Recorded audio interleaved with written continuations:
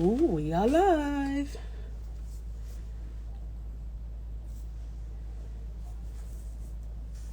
Hello, guys. The others should be joining us. We're hoping this is an easy thing to do.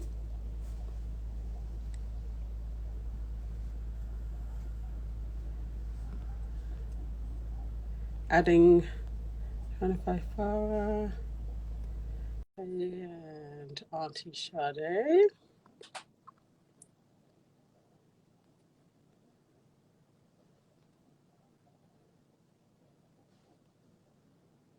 If this works. Hello. Wait, Hello. Hi. Hi. How you doing? You alright? I'm good. Good. All right, so I have sent an invite through for Farah. And I think she has to send an invite, or can you join people as well? that's what I did. Hang on, let's see. Yay! Look at this one. She's made it. She's gonna pop up in a second, I'm sure. Okay.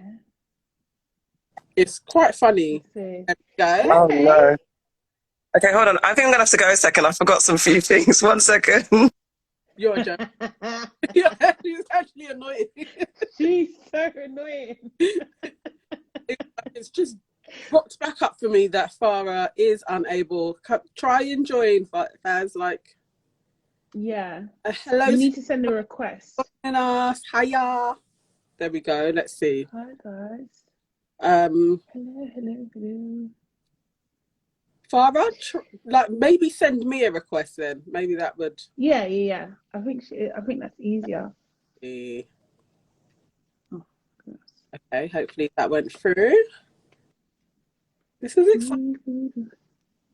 I know, right? Yeah. Not us using technology. Hi.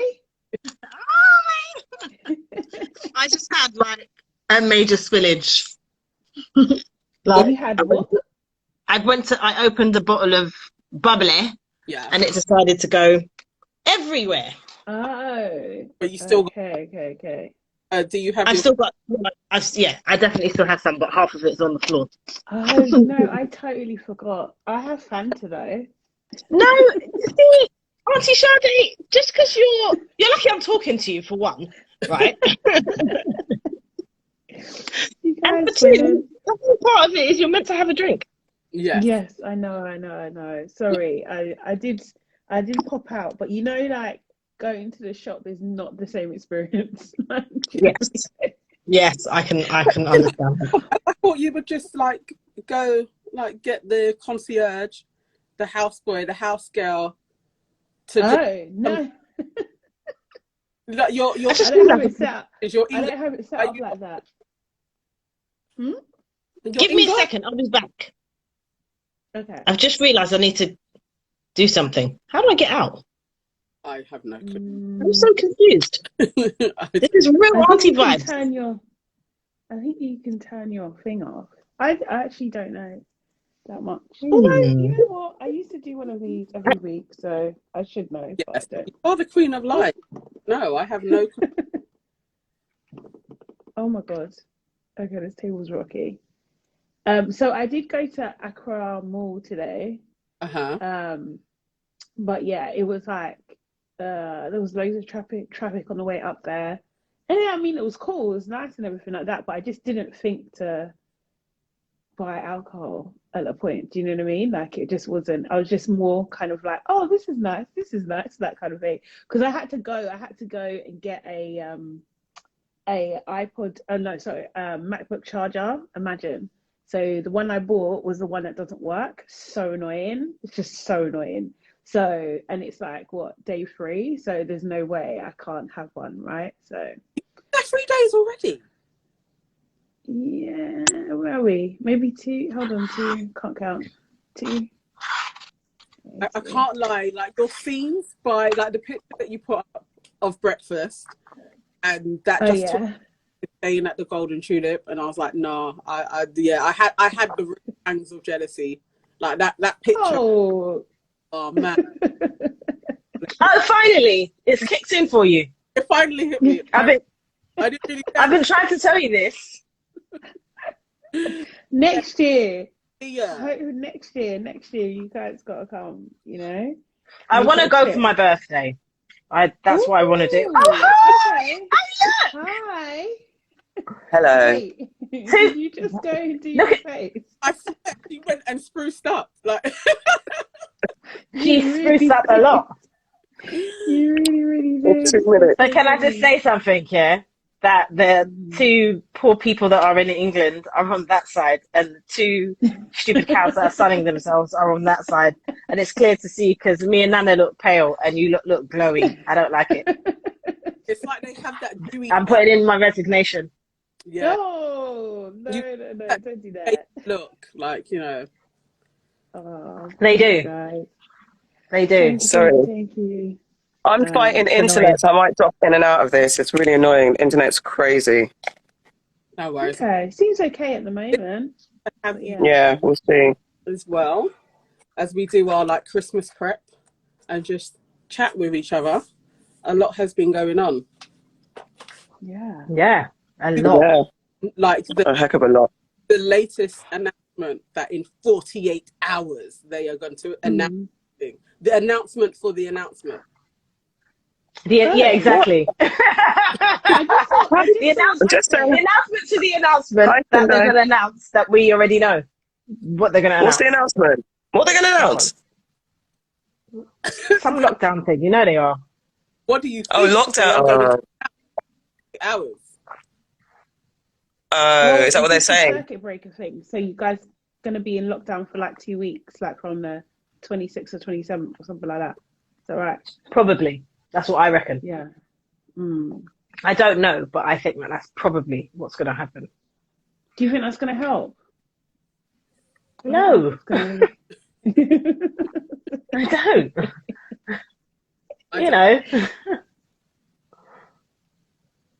I don't. I You don't- know. I don't.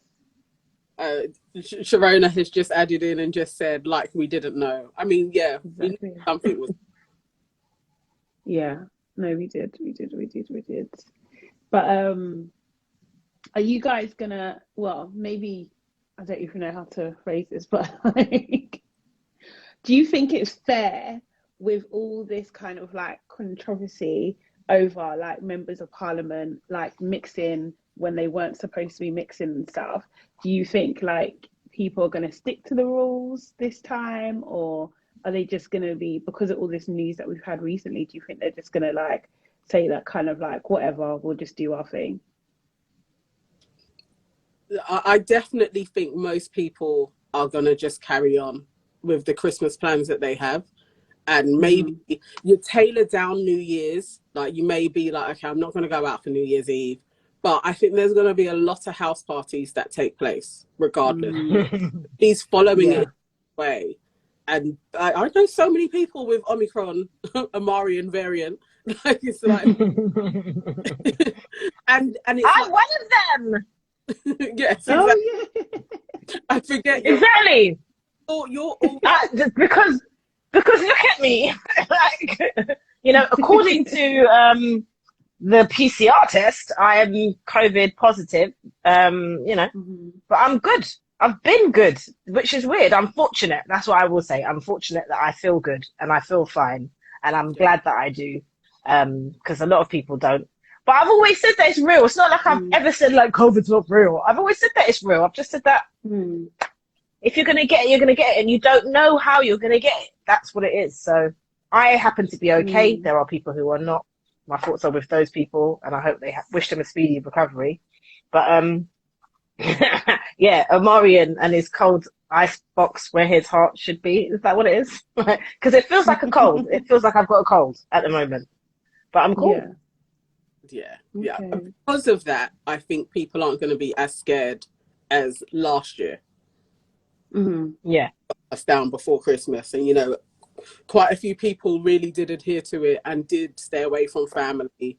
But I don't. People weren't able to see their loved ones in their final moments, and that's why everyone's so pissed about the government being so blasé about the shit that they were doing around the times that they were telling people stay at home, don't mix, don't hug your family, you know, look through a glass if you want to go and see your gran, all that type of stuff. And yet for all they're having cheese and wine and calling it business meetings. Why is that? That really. Why is that what? Article I was reading with these various parties, there's like a lot of cheese and wine. It's like, what is that what they do in Parliament? Like, is that the I don't know. It's just very reminiscent of like, you know, Roman times, like people in power abusing it. Do you know what I mean? Like, oh, we're just gonna let them eat cake and wine and chill in the gardens while we, you know, lock down the population. While just like, while the peasants suffer. Yeah, exactly. That's basically what it is. Yeah, but it was it didn't go down well. Do you guys think that Boris is going to resign, or what do you reckon? I told you he can go. I don't want him to go anyway. I don't want Boris to go. Oh yeah, you said this. Yeah. I feel like there's been so many things where Boris should have resigned and he hasn't resigned yet. So many things. I'm like, I don't know what it's going to take. I literally don't know what it's going to take for him to just resign. Get cheating. Oh, he's done that. Oh yeah, it's true. Have multiple children out of wedlock. Oh, he's done that. Lie. Screw the government. Oh, he's done that. Be racist. Be sexist. Yeah. He's done that. Get caught lying. Like you said, he's done that. Break his own rules. He's done that. Not understand what policies are. He's done that. Like, So even literally not comb his hair. Do you know what I mean? I was reading that Boris has to be combing his hair with a balloon. I literally had to...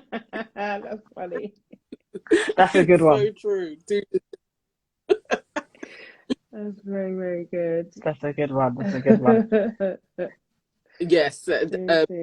We have Shaz1 UK just said, try list what he hasn't done. Might be easier. And yet I can think of two.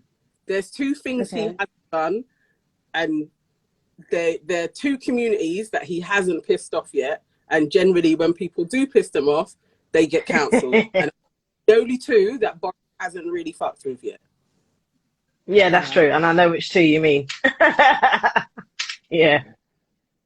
It's definitely true. There we go. She's back. She's back. I'm back for Looking like all all of glowy 5 minutes. Why are you For looking 5 all minutes. like vroom, vroom, vroom? I heard you. I got my hair done. I heard you lot talking about hair. I saw a post saying that no one could ever talk about black hair being unprofessional with Boris's fucking hair. Yes. Yeah. Hold on, wait. Are those still the same extensions, or did you get braid, sister braid things now? No, I got my hair. Locks. Sister locks. What have you got?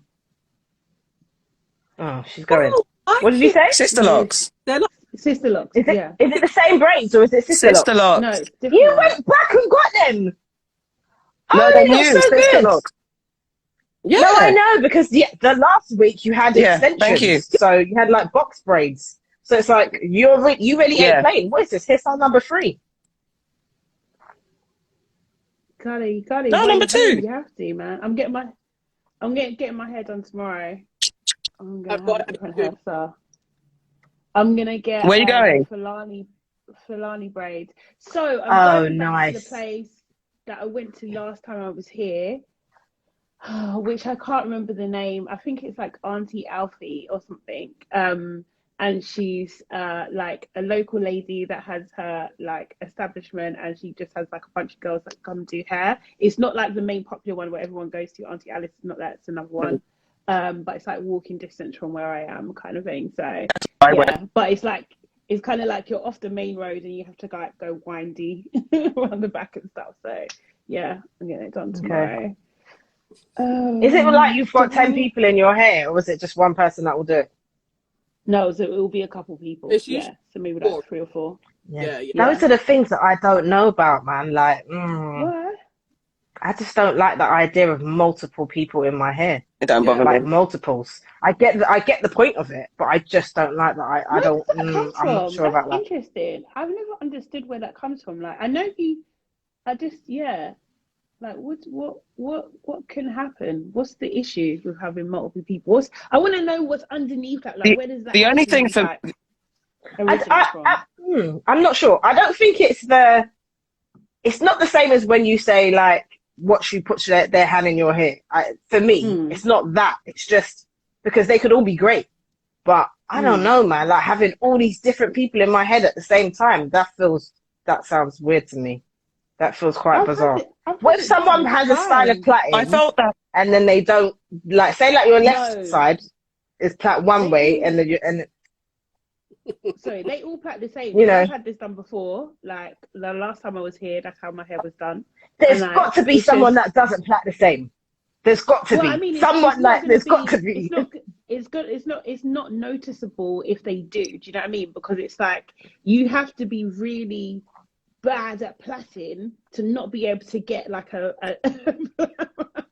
like, I just, but also I think yeah, but also you know how long does it take when you have, like, say you were getting like what I've got, but just normal box braids? How long would that take if you got like 4 people in your head? Braids before, it took maybe, like, I think all in all maybe 2.5 hours. Right. Like, okay, so this is my point. Quick. My hairdresser does that on her own. It's 2.5 hours. We're done. Wow. She's shout amazing. She's more than amazing, which is why I had to get her back when she tried to retire. Shout out to Aisha. No. But like, I haven't a full head like that in 2.5 hours. No, that's no, she bangs it out. But that's why it's like, I feel like if it was back in the day when it used to take 8 hours, that would probably be appealing to me, where there's more than one person and they bang it out. But because she does it so quickly, and I don't have to feed her the hair, I sit there, we chat, we gossip, my hair's done. She's like, right, I've got 2 left. I'm like, oh, okay. So, wow. Amazing. Yeah. First, for the culture piece. Okay, let's go.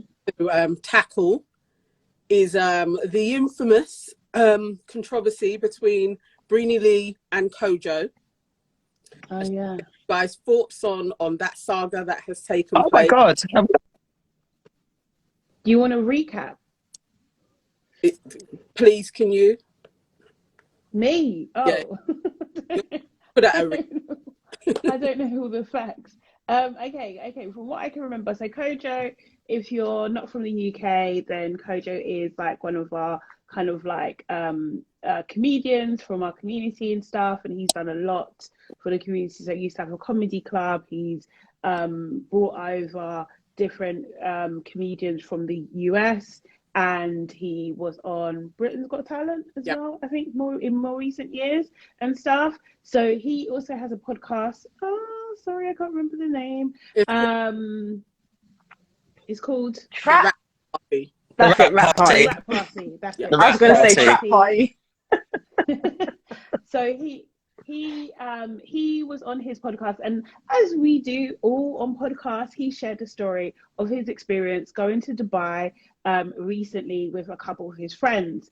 And now he talked about the experience. I don't think he mentioned any names, but in particular, he mentioned a person who he referred to, this is just fact, as a buffoon repeatedly, and just said that they treated their friend badly, and was basically I don't even know if there's a polite way to say this. Gold digger. Yeah, like just basically maybe using their friend for money or some kind of thing, or access and that sort of thing. So he took issue with this, didn't want to see his friend being taken advantage of, and so he he was telling the story, and he wasn't happy with the experience. And what really ticked him off was that at one occasion when they met up, he left his sunglasses on the table, and I think they were staying at the same hotel, and he asked her to return them, and basically she didn't return them. I think he had to go and get them himself or something like that kind of thing. And this really annoyed him because he was like, this is my property. Do you know what I mean? Like, the least you could do. Do you know what I mean? And that. And then Breeny Lee revealed that, he's referring to her.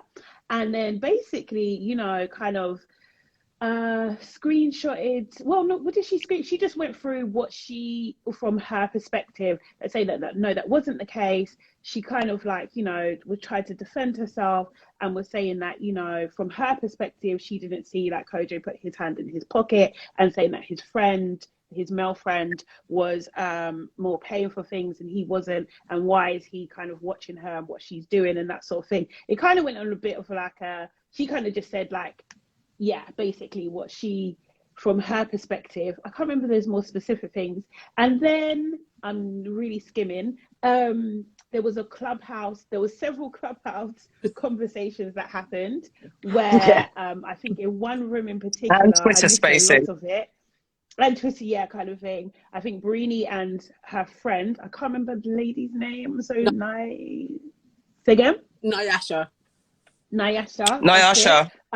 Who's a model as well, kind of thing. So Breeny Lee's an influencer and Breeny is a model. I think Breeny Lee used to be a model as well, if not is as well as being an influencer. But anyway, they kind of went back and forth about what happened, and do you know what I mean? And people just gave their opinion in it. At one point, like Kojo was in a room and he was saying his opinion. He done like a public apology, but he apologized to his friends who he put into the mix and to his fellow podcasters, not Breeny Lee, to be honest. He didn't apologize to her. He just apologized to the people that he, do you know what I mean, who got unnecessarily dragged on Twitter from his perspective, or, what in the Clubhouse chatting stuff. But it was I didn't see all the Clubhouse or didn't listen to all the Clubhouse conversations. I think more like, Auntie Nana and Auntie Farah did. Do you want to say a little bit about what those conversations were like? Auntie Nana, over to you, because you were actually on the floor at one stage, weren't you? Okay. So on the stage. me with myself decided to put my hand up and go on stage, because the girls had been they were going in on Kojo succinctly for about an hour and a half that I was listening before I went on stage. It was a long time of assassinating Kojo and also not giving Nyasha any kind of respect that she had been pulled into this. And I agreed with her that it was slightly unnecessary for her name to be put in there like this. Like, Breeny, I get why you did, but it was a little bit, it was shady, and they had their beef. So it's like, okay, that's shady. But when she's saying it's shady, there's a whole load of women on the set, clearly Breeny Lee fans, like literally like shutting her down and being like, no, like you're in a picture with him. She just did it for context and all of this. Like, they're going in on her. So I put my hands up to just offer a difference of opinion. I was subsequently kicked off of the stage twice. My point is kicked off. Yeah, twice. She was kicked off. I was kicked off the stage twice. It wasn't even like I was at one stage. They Why? Said, Kojo. No, the thing is though, they said Auntie Nana was caping because she was just providing a different point of view, and she really wasn't caping. And it was a case of like, caping for who? Caping for Kojo. For Kojo. Oh, okay. And she wasn't. She was just offering a different point of view from someone who is a little bit older. And then they were like, big 41 years old. Like, excuse me, with all due respect, big 41 years old. And I was just like, you know what, yeah? No, it was a bit like that. And I was thinking, right, like, I was silent, innit? I thought, I'm not going to get up on here because no one don't want to hear my mouth. But I was thinking, like, you know, like when you're young and you look at people who are older than you and you feel like, oh my God, they're so ancient. It felt like that. And they kept saying things like, at this age, at this big age, man should have this, and people should be of this caliber and they shouldn't be chasing. One girl actually said, this is what got me. One girl actually said, you should be concentrating on not having a stroke.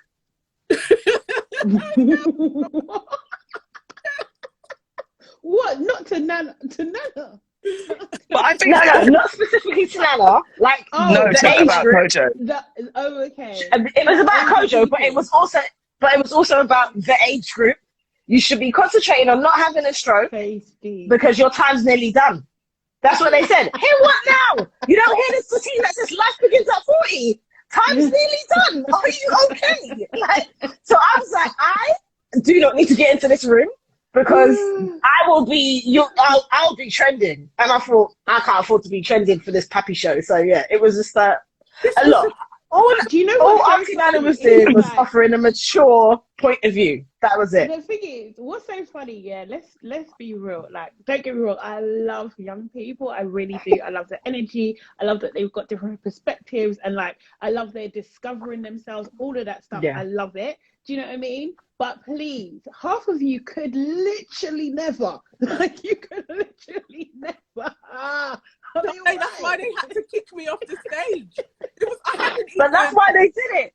Oh my God.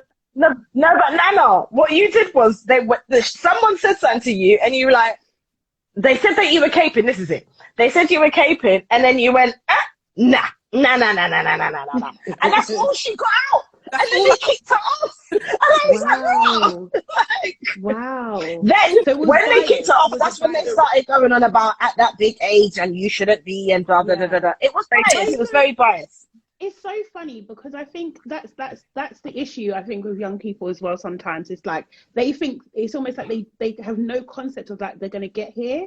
Do you know what I mean? And like eventually you will find out when you get to 40 or you get into this age grade, you'll find out if your opinions have changed, if you've grown, if you've matured, if anything. Like, do you know what I mean? Because unfortunately, a lot of people don't. They really don't. Yeah. And this and that was what I was. Yeah.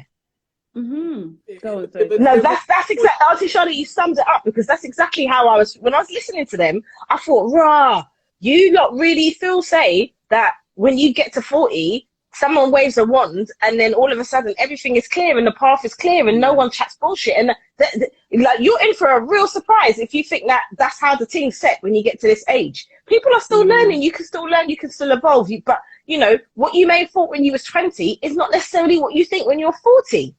Because you change and you have different experiences. And it was just like, boy, you lot, it's like you said, I love you lot, but boy.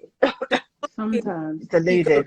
Him and cancel him. And it was like, you know what, this cancel culture, like you guys are so young and you think that like you've just created the world, like you've just invented debates.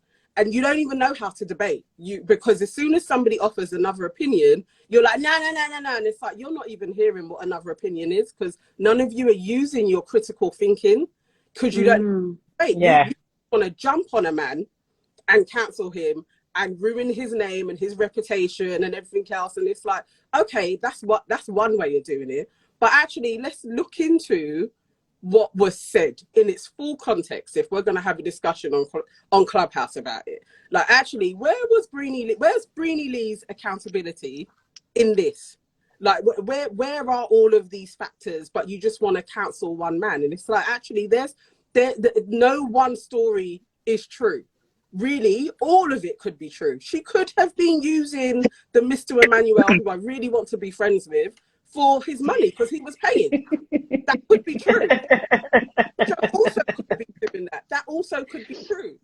Like, she didn't need to say that he was doing a thing with Nyasha because she hadn't divulged that information. That to me goes against girl code. So why is she being given a pass for this? The same thing with the black influencers who he supposedly, allegedly was coating off. But until he started coating her off, she didn't have a problem with. That to me is a problem. So it's like, it can't be one way and the other. It's like, actually, everybody was a little bit fuckeries on this trip. And he cancelled, in my opinion. It's like the thing is, moment. The thing is, I think it's kind of like fair game, isn't it? I do think, like, a lot of people were saying, like, you kind of got to be careful about who you go on holiday with and that sort of thing. And I think, yeah, that's absolutely right. And, like, to be honest, like, I can't sit here and say, like, not to say I can't pay my own way. And I think ultimately that's what everybody's saying, that they actually could pay their own way. However, what I'm accustomed to is if there are men around and they're paid, then they take care of things. That's what I'm accustomed to. That doesn't have to be your preference. That doesn't have to be, but like, I think set the tone, isn't it? Do you know what I mean? And be very clear about what is actually going to happen. You need to kind of clear that up so it's almost no one gets embarrassed kind of thing. But there's no way I'm going to be in a situation where it's like, oh yeah, like we're arguing over the bill. Are you okay? Do you know what I mean? But me, in the way that, you know, how I would say, like, yeah, the majority of my girls roll, like, if we're rolling with guys and they take care of things because they want to, not because there's anything. Do you know what I mean? Like, even my brother is exactly the same. All my brothers are exactly the same way, whether they're older or younger than me. They take care of everything. Do you know what I mean? Like, I don't have to dip into my pocket once. Even if I'm with friends, they'll take care of everything. And that's what I'm used to. Like, and like, so I get, like, it's easy to say, oh, do you know what I mean? Like, girls, unrealistic with expectations and stuff. Well, honestly, not where I come from. That's not unrealistic. That's pretty normal. Do you know what I mean? So I think it's just that, even having that different perspective, I don't know if that came across well. And I think it's easy to put, like, girls, especially if they're influencer types, like in that gold digger category, it's easy to say that, when I think she is pretty accomplished. She's done pretty cool. Like, I like Breeny. I like what she's built as a brand and everything like that. She must have been upset as Kojo was upset by the situation as well. But I think there's something, like, again, like with black women, like, it's like they're not allowed to be upset. Do you know what I mean? And like, you can't always do peace and love. Yeah. Like, I'm not a peace and love person. If you try and come for me, I've taken down everybody. That's just who I am. No, do you know what I mean? Like, seriously, I will take warranted. It was great. But also as well, don't fuck with me then, innit? Know who you're dealing with, because me, I'm not the one. That part. He did well. It was an excellent clapback, full of respect and DMs, and it was brilliant. It was actually like a flawless way to come back at somebody. But it's like, then you've done this publicly, so we, as we are doing now, we discuss it. Yeah. It's like, we've got. But she's not coming back at anyone that's coming back on her, though, is she? She's not like cussing, it really is was she? her minions. It was, I can't even say that. It was the girls that were running the room that were consistently fucking people out that offered another opinion other than Kojo's a shitbag. All right. But that to me is boring. That's but what about debate. if we don't come in? Go on. Yeah. I mean, I'm not. I say I know Kojo quite well. We've definitely crossed paths a lot. So I don't know if he'd say we're friends. I don't know how to describe it. But yeah, I know Kojo quite well. Don't have any problems with him. But he has got a preceding legend that he talks down on black women. He has a problem with influencers, says negative things. And on one of his episodes of the Rap Party, he did make that statement that if a woman goes on a date with a man, she should expect to have sex with him. And he's been called into question for some questionable things that he said, and quite sexist and misogynistic things. What do we think about that in regard? And this is what's leading to people actually trying to cancel him, because he's got a reputation of saying some dodgy things. Yeah. You know what? Can I just say, because like, oh wow, everyone's on quiet. I've known this guy for a long time. I can't, like, again, I'm not like a close friend or anything like that, but we've crossed paths. This guy's known me before I started anything. Like, do you know what I mean? Like, before I had a business, all of that kind of stuff. Yeah. And literally, he's probably one of the few people that's like seen growth. Do you know what I mean? Like, and if I wanted to call on him, I don't think he would like turn away. Do you know what I mean? Kind of thing. So I think like but at the same time, from what I know about him, and I don't know all his business, he's had a bit of a tricky time. Do you know what I mean? He's had ups and downs. Do you know what I mean? Like, Comedy Club, really and truly, when that was live, that was the go-to place for black people on a Sunday. Sometimes even all week. Outside of Raven, it was the #1 spot. He done that. Do you know what I mean? Like, kind of thing. So I can never knock his hustle and what he means to black British culture at the end of the day. If he was telling the story of that, you cannot discount Kojo. You cannot at all. Now, is he flawed? Yeah. Do you know what I mean? That kind of thing. He hasn't got it right. I remember there was like there's been a few incidences. Maybe he's tweeted some stuff. But what I've known for him is that he will talk to the people that mean something to him. And if he feels that he's done wrong, he will come and apologize. Do you know what I mean? And I've seen the same behavior now. So I don't know. I feel like he's still learning some things. And to be honest, it is you know, and I think this is what young people maybe don't understand, that when times change, do you know what I mean? And opinion changes and all this kind of stuff, you still have to evolve, you know. So these opinions and thoughts that you have that you think are right, they might not be the same as when you're 40. That's just fact. And that's what's happening. We've all had to like challenge our thought process on certain things, whether that is sexism, misogynistic behavior, all of that kind of stuff. When we were younger, we didn't even have that vocabulary to even explain these types of things. Do you know what I mean? So we're all kind of going through that process. So I would say, as much as like it's uncomfortable, I think he's trying to do the work, you know. I actually do. So like, yeah, I'm not and also as well, the other thing that I kind of take in is that he's an entertainer. Do you know what I mean? So there are going to be some provocative things that he says to get a reaction out of people, to garnish a conversation. And he's definitely studied. Yeah. Do you know what I mean? So that's my, it's not, you know, I know that's not a perfect answer, but that's how I feel about it, really. But do you think that he, like the accusations that he uses black women for his comedy, or he openly attacks black women regularly, is actually founded? Is there basis for that commentary on him, that Kojo actually does use black women at the bane of his jokes? Okay, go on. I can't say I've heard. I can't say I've heard enough jokes of his that are at the behest of black women or at the expense of black women at all. I haven't heard enough. I did see that clip on that rap part and I thought that was nonsense, but then I can't leave that, because there were 3 other men in the room as well talking nonsense. And that's not just me leveraging that. Kojo, that's from, there's loads of guys of various generations of ages, from our generation to younger, that talk the same absolute crap. So if we were in a room with Kojo, if he was on this live with us now, we'd all gun him, but then it wouldn't be like, oh, I hate Kojo. Do you get what I'm saying? So that's why it's like, similarly to how Auntie Sade has said about him, but I haven't watched enough or know enough of. I don't really hear that. But again, I haven't listened to a lot of his recent stuff to know if he's kind of switched it up. I know he's a very big student of the Dave Chappelle and Kevin Hart School of Comedy. He's soaked up that, and he's friends with them, and he's definitely been under their tutelage. So he's definitely known.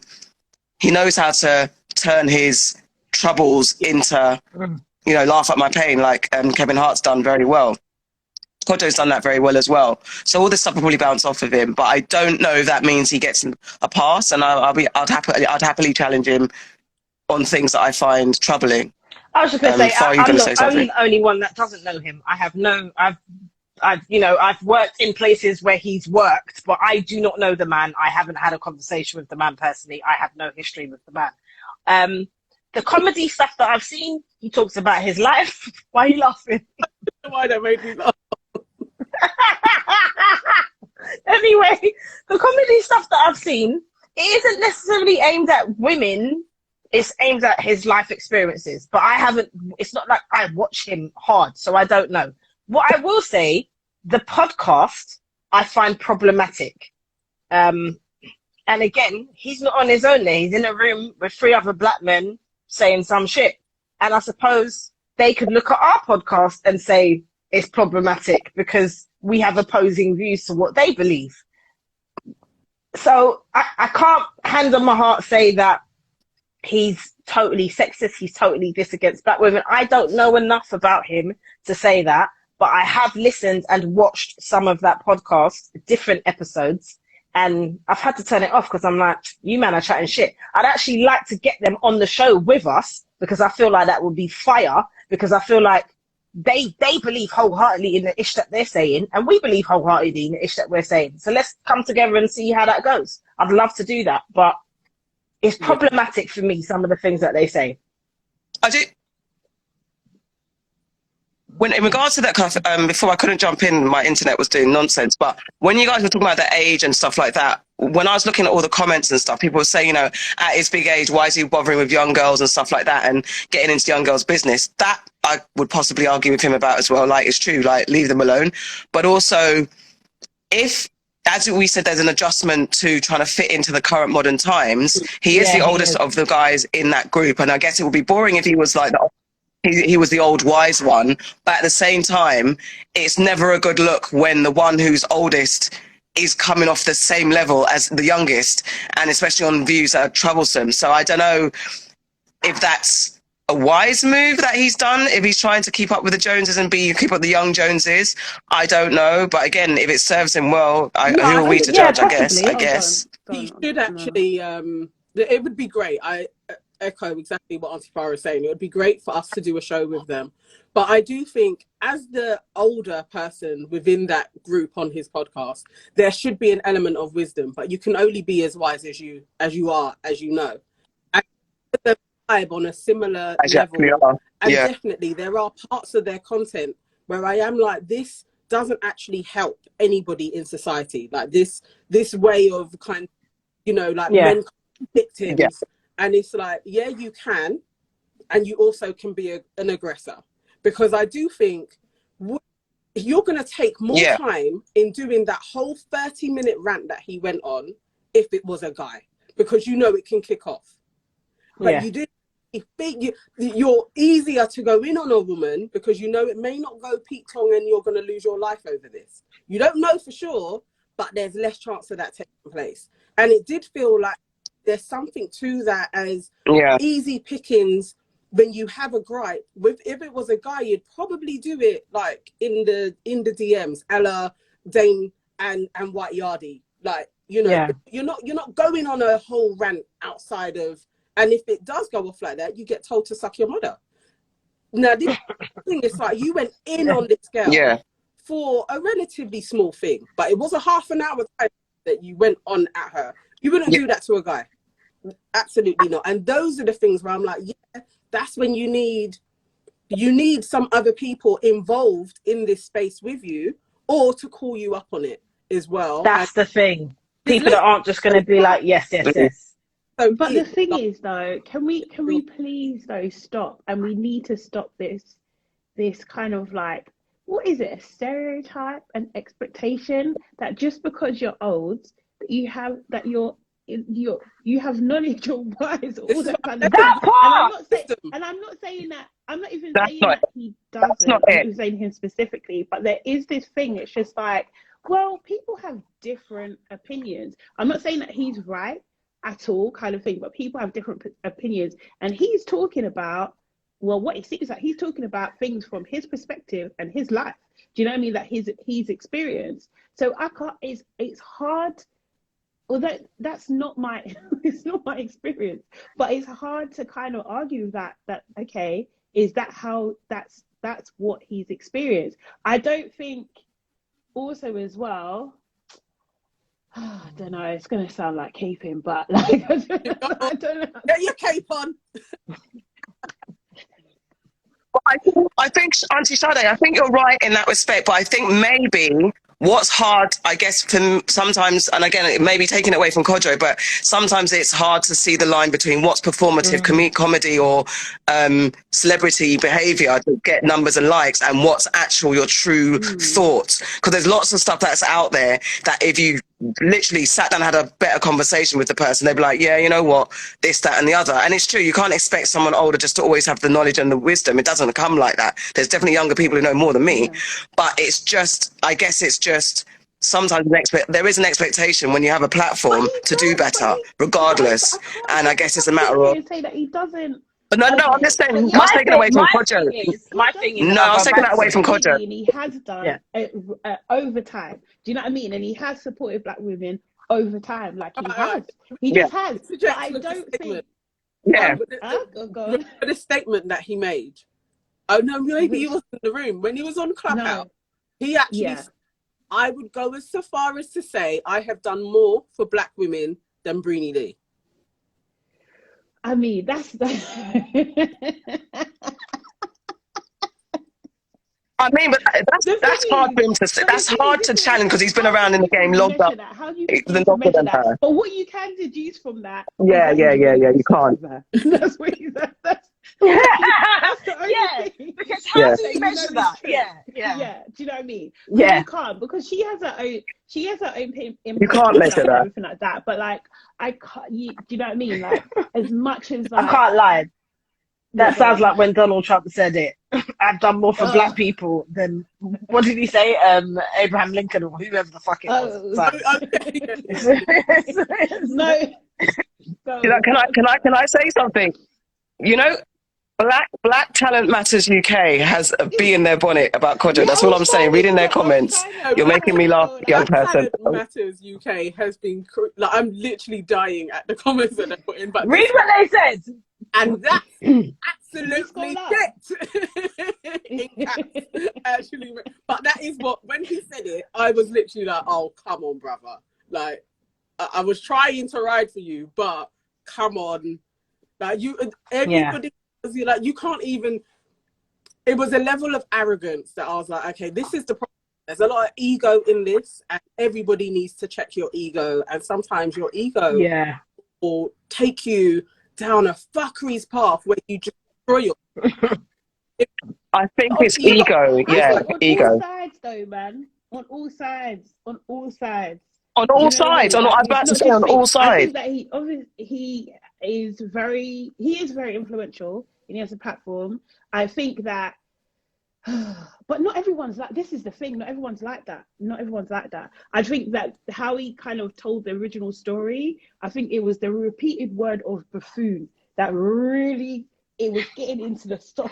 That really got people's gripe, didn't it? I would be mad. On saying what? Yeah. He called a baboon. And it's like, oh, no, wait, in the room, someone said,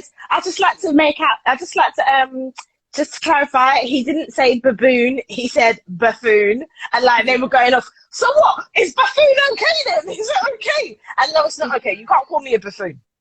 I'm sorry, it's not okay. And it's a very, that is not okay. I don't know about you, but it's a very old school. But it's just, that's something my dad. But someone said it's really old school, yeah. But that didn't help. Yes, that didn't help the cause of like, he's meant to be a big grown ass man. That didn't help because he used the word buffoon, but and multiple times. But oh shit, I forgot what I was gonna say. I was gonna say something about on the apology. Who's that? On his apology. No, this latest web this latest podcast episode that went out yesterday. It is way more of an apology. It's like the standard apology that I say when anybody is about to be cancelled, what you should say. So you do the, I've got to grow, I'm going counselling. Like, there's the 5 steps to your apology. He did all of them. Okay. Only got that from a woman because it was textbook. I've got mum, I've got sisters. So hold on. Yeah, that was So is he admitting that he lied or exaggerated the story, or no? He said that his behavior, and he didn't use these words, so I'm summarizing, but it was like, my behavior on this podcast has been less than what I would want to put out. And I've been in a bad place. I need to go back to therapy because I'm a better when I'm in therapy. I've been holding negative feelings about somebody, not the same as the person that he went in on, but somebody else. And that's clouded how he's been talking about various topics on the pod. So. Okay, interesting. Okay. It was I'd like to see how the other people respond to that as well on that podcast. Is what they were. They were very what? They were very quiet. Didn't say anything. They let him talk. Quiet. There was no to assess what we do on this podcast as well. Like they pretty much like left it to Kojo to talk. But I mean, like, I wonder how that comes to. That's that on that then. Yeah, I don't know. Like, but it is interesting, and I think we're probably going to see more of these types of things, to be honest, like as that, our kind of like industry grows over here and stuff. I'm going to change my line. But yeah, I think we're gonna see more things like that. Do you know what I mean?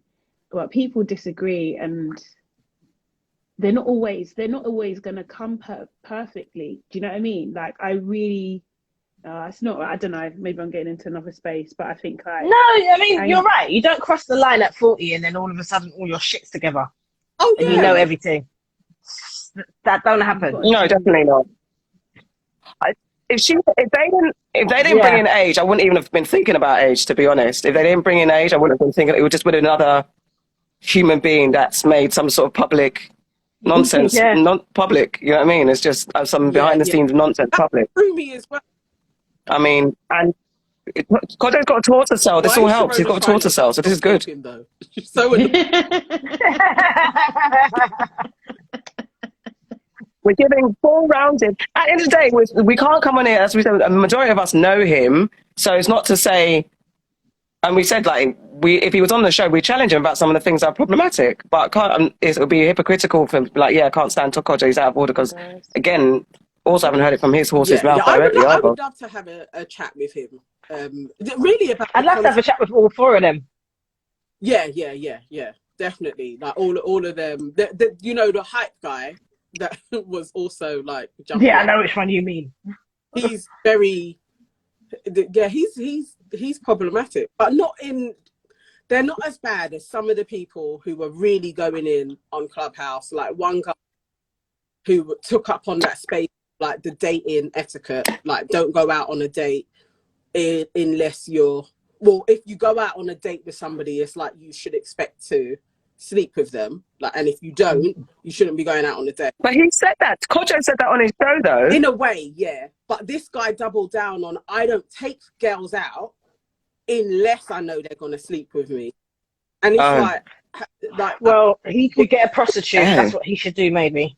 You're just a walking X mark. Like, should be like, to be honest, this guy ever again. Like, it's just like this. That's a disgusting point of view. And again, absolutely, was on the stage asking, "How's that working for you?" Yeah, I managed to get girls. You're not in a long relationship. You're not married. You want children. It's like, it's not working for you. But this is you're thinking and asking him, "You want to get married?" Yeah, it's probably not gonna happen, bruv. Probably not gonna happen. Yeah. Or you'll find a girl that is gonna finesse the life out of you and leave you broken. Like you're setting yourself up. She's gonna give you jacket. Like, yeah, gross. No, I don't think so, I think those guys get away with that all the time. I think they get tons of girls because they go under the guise of like being upfront. Do you know what I mean? So I've kind of told you what it is. So it's kind of given a false kind of choice, isn't it? Like, this is it. So you're choosing to be with me and you're choosing to like these conditions. So it's on you. Is that guy husband material though? Because we always talk about wife material. Is that guy who the girl wants to settle down with? Probably not, but they will. I don't even think they are the ones that they're 50 still chasing a 20-year-old in a club. Like, I think that man has his moment, and then he's still married, and then he's old man in the club. That everybody's like, why is this dude here? We've all stood next to the old man in the club that's still trying to check. It's like, this is your peak, bro. Like, you're now the old dude in the club trying to get a girl. Like, it doesn't work out well for these guys. They can tell people about it. Nah, I don't know. I think sorry, God. I think they're married as well. So they might be in the club, but they're still married. So yeah, that's what I'm saying. Oh, you've gone.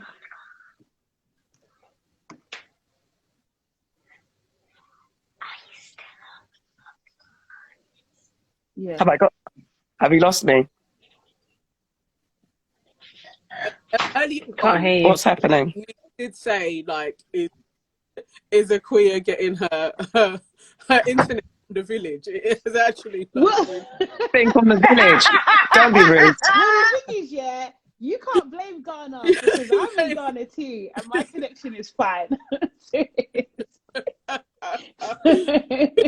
Little boy. Yeah, it's the brat. It's the. Don't be rude. That's so rude. That is so rude. It's a home service. I don't. There's like this. It's surf. You're talking like you're on dial-up, but yeah, we can hear you. Yeah, you are. So tasty. Yeah. Yes, sir. Okay, next one. What's next? Okay, go What's on. the next for the culture?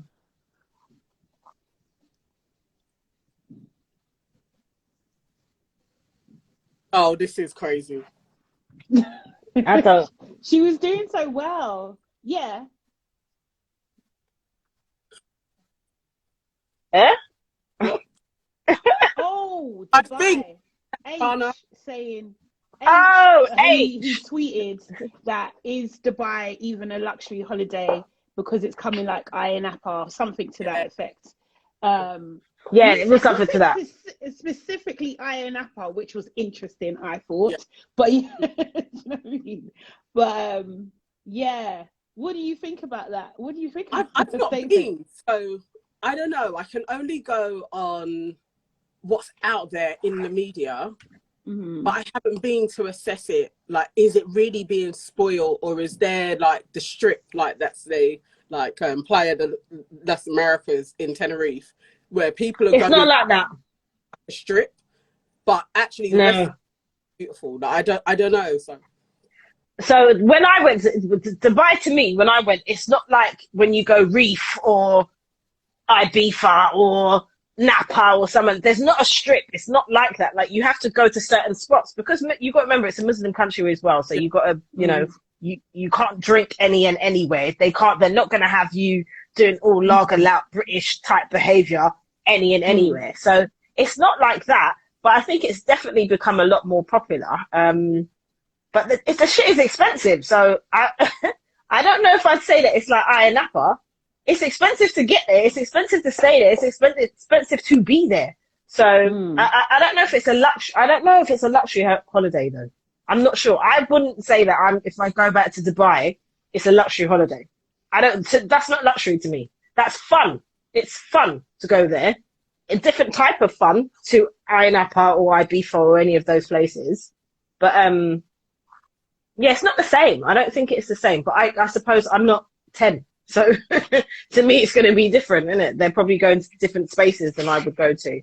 But I think what happens in these places, you know, like when you start getting older and you go on trips and you see everybody from the ends on holiday, that's probably what's happening to them. It's just like, I keep seeing the same people. I could just as well be standing in the middle of growth because I keep seeing the same people.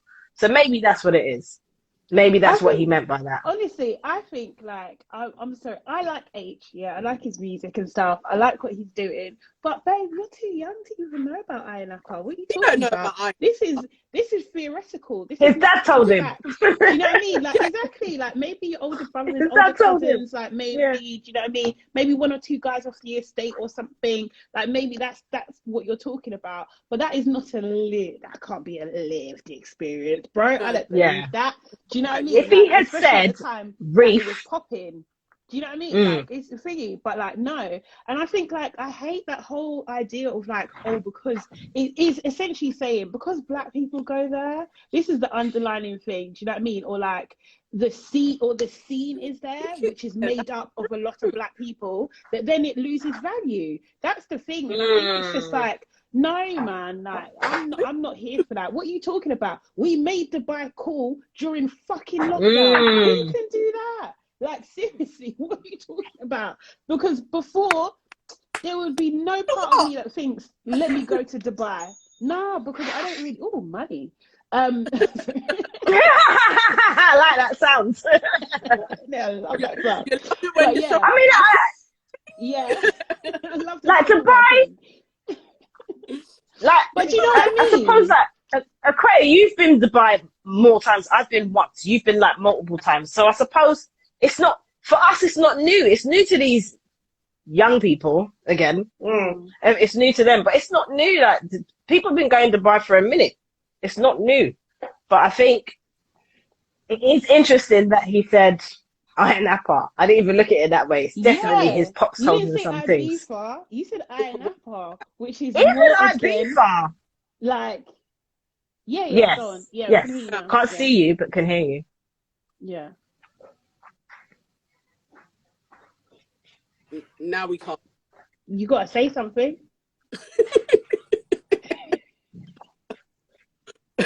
All right. Now it's churning, so She's I think Okay. Yeah. dip out and come. But no. Actually, that was a bar. That's important. We can hear you now. You back? Yeah, go for it.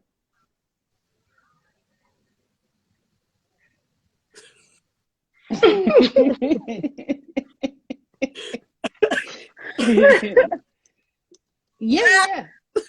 I'm on the mobile.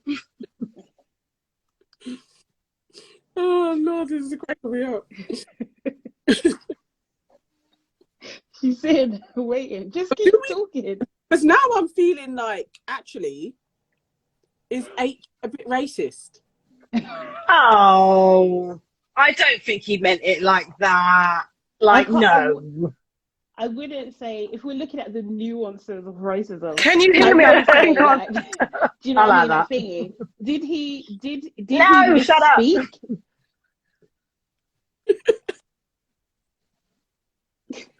Yes.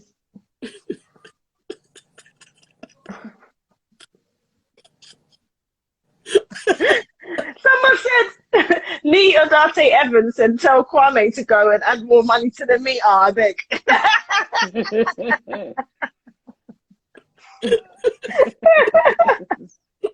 Actually funny. The man's not pedaling fast enough on his bike. Whoever's out there needs to it, and they need to step up. A little pay you bill. Yeah, I think Aych misspoke. I think like, and I think it's just because of maybe his youth. Like, you don't know what you're saying, or you don't know the loadedness of what you're saying. Do you know what I mean? So it's just, and then also as well, like, even if we take race out of it, then basically what you're saying is working class people are going to this place and devaluing it, which is also incorrect. Like, do you know what I mean? Like, it's not right. It's not right. Yeah, I don't think so. And it shouldn't ever come from us, the community that's in it, to literally be like, oh, once we start going there, it takes it down, because nobody thinks about that at St. Bart's. Yes, all the rich people go there every single year. Nobody's God, look at St. Bart's now. Like, actually, why should we be doing that to ourselves? But yeah, I don't know. Maybe I like calling people racist, but I do feel there's an element of don't get too comfortable, bruv. Like, if somebody around him, you've been invited like, chill, to the barbecue. Watch out. Don't get too comfortable in this space, because again, he is too young. What is he? He's like 22. You was like 10. If that, innit? Napa. If that. Yeah, he's like a baby. Let me even search that. You was in primary school, so don't talk about Napa because you weren't there. You weren't a part of that scene. You don't even know what. Do you know what? To be real, he was probably made in Napa. Yeah. Man was probably conceived in Napa. No, they made it. So you can't even. This is the thing, isn't it? It's like, so you're talking on something where you weren't even there. Yeah. You need to relax a little bit, because then he's gonna start talking about something that black people. I'm telling you, he's on the fringe. Like, these guys. I don't think. Yeah. No. These are like, it's like you start to see it, isn't it? It's just like, say a little comment here, say a little comment there, and then before you know, we realize that, oh, actually, you're not down, you're not cool, you don't understand, you don't have thingy. That actually you're kind of just you're talented, but like you have no understanding of the space that you're taking up. Do you know what I mean? Like, that's it. Like, you're not self-aware enough, really, unfortunately. And it's weird. Like you're saying, Auntie Nana, it's weird. Like, why are you saying that, to be honest? Do you know what I mean? Like, you're the pinnacle of class. Like, what the fuck? Yeah, you're like working class family in Manchester. It's so weird. Let me just say what Thinking has just said. He's just put in the comments, and he's like, there's definitely a classist element to it. The same way he said Cardi. So what are you talking about? Devalued Birkin bags, and it is like spoke about the whole Birkin thing. She definitely added a whole load of zeros to that turnover for Birkin, and I wish she would have done it for yeah. business. But there's a history of this. This is, you know, like Versace and also D&G. They've said, you know, they've been known to say that they didn't make it for us and stuff like that. There's a history of this whole we're devaluing thing, even though we're actually raising the prices and making it more appealable. I have a question. So, is it called Telford, the big T? I swear you've got one, Auntie Sade. It's like a T and a round thing on a bag. Is it a Telford bag? Have I like just made this up? I think I've seen Beyonce with it and a few like influencers, but I really wanted to know if that was like a black owned business, because I see people wearing it from time to time, and usually Beyonce is very considered with like the designers that she wears. Have you seen it, Auntie Farah? Do you know what I'm talking about? No, I'm the wrong person to ask about that because I ain't spending not a pound on the bag. Oh look, Auntie Sade's dropped out now. It's gone the airwaves. Maybe there's like. I can't hear you. We can hear you now. That's it, Telfar, that's the one. If somebody can tell, is it black owned? Because that one, yeah, it is a black owned bag business. That's great. I love seeing that about the place. Yeah, we can. Okay.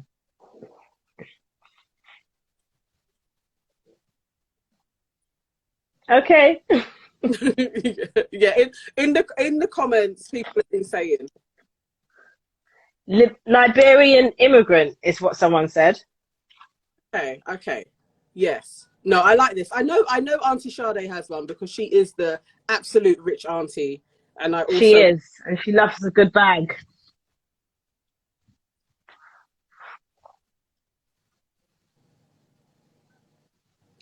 I swear you or would think doing that, something like, or buying something because people have said dwelling in the northern regions of like. Auntie Sade wants you at her back. Okay, I'm adding Auntie Sade back. Hopefully that will work. There we go. Have we got any dilemmas? Should we move on to that? And if any of you in the audience back dilemma, give us one. Okay, yeah, I got the answer.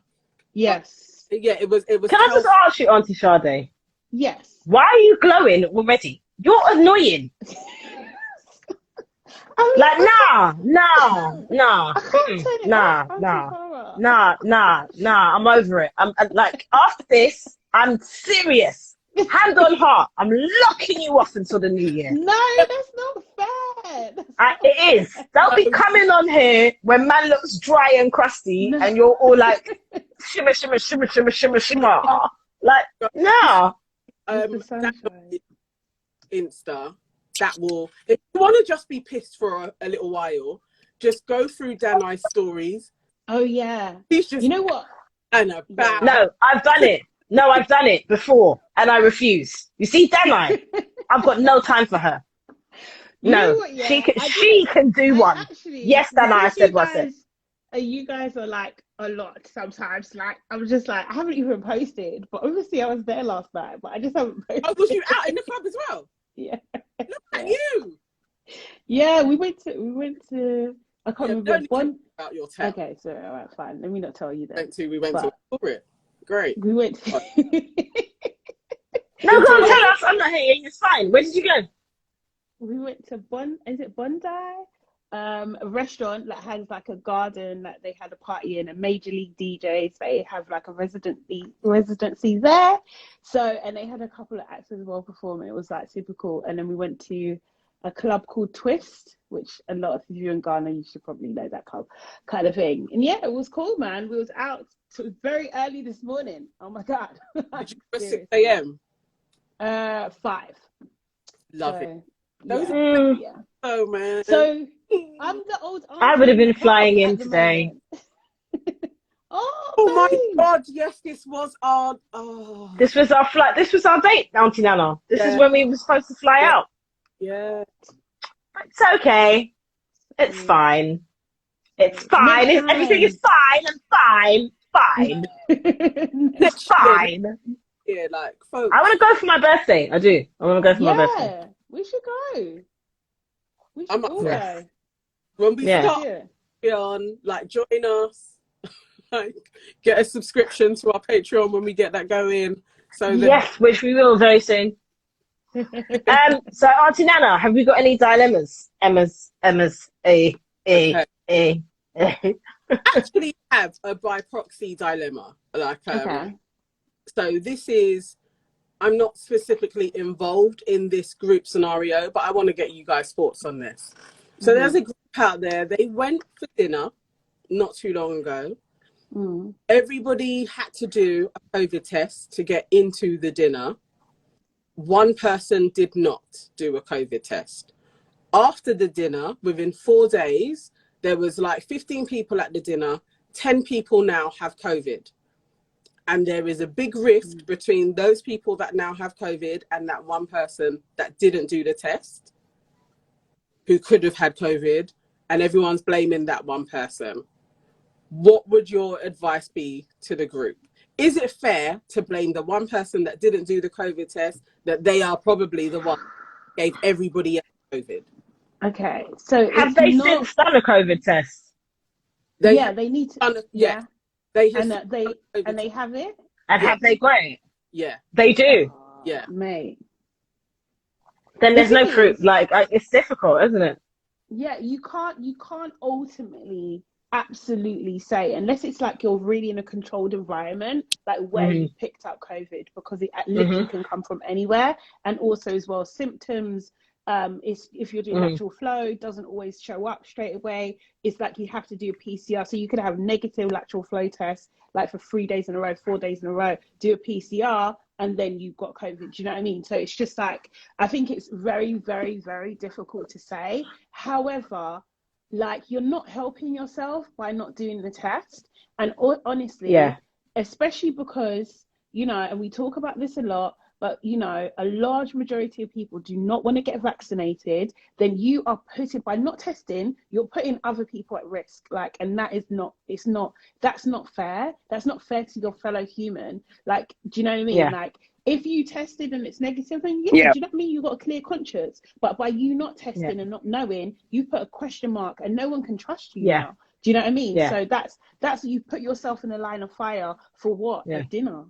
Do you know what I mean? Is it worth for me? Really and truly? Yeah. For me, testing is a minor. Testing is an absolute minimal that you can do. Like, I will give me a test. I'll take a test like 10 times a day if necessary. I do not mind testing at all, because it's like you said, Auntie Sade. Now, even if it wasn't you and somebody else gave it to you, you're the easy target because you didn't do a test. So no one knows for certain. You could have had it and passed it on. However, we all know it could be someone who is double jabbed. It could be someone who is double jabbed and then triple jabbed with the booster jab. It could be someone who has had it before and gets it again. But because you are that question mark, you're putting yourself in the line of fire. For me, I don't see the problem with testing. There is no harm in doing a lateral flow test. It doesn't even go anywhere. Because there are some people that are like, if you do a lateral flow, the government have got your DNA. No, bruv, because I've got the test. It's me that registers it. It's no one's having it. I have it. I control it. I keep it. I register it. That is it. And even if like they didn't even necessarily need to have registered it, they could have just took a picture if they felt like they didn't want the government to tap into their registration. But doing the test is nothing. It's a minor. It's the least that you can do. And now you've just got people on your dick telling you about it's possibly you, and you can't say that it's not, because you don't know that it's not. You don't know where you got it from. So testing is minimal. I think it's the minimal thing that you can do. Yeah, honestly. Why would you? Amin, we can hear you now. Okay. Can you hear me now? Are you sure? Yeah. You can't. We can. Oh, can you? Yes. Oh my God, I'm so upset. I want to go back to the other conversation. No. I've got so much to say about Aitch. I'm so frustrated. No, we're done with that. I know. Same, exactly what Farah said, Auntie Farah said. Exactly that. Take the test, it's a minor. At least. I'm still talking. You lot can't hear me. I am talking. No, There's a delay. That's why it looks like I'm not talking, but I am talking. Okay. No, I am talking. No, listen, I'm talking, but you lot can't hear me because there's a delay. Because when I'm talking, you're not reacting. So that means you can't hear me immediately. We know there's a delay, babe. Yeah. But we know there's a delay, so we're being patient and waiting for you to speak. So just keep going until you hear one of us say, okay, something else.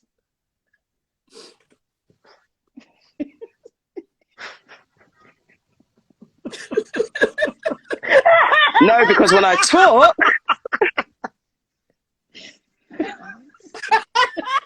it's because you lot keep saying keep talking, and then I talk, and then you pause, and so it's just confusing. I'm crying.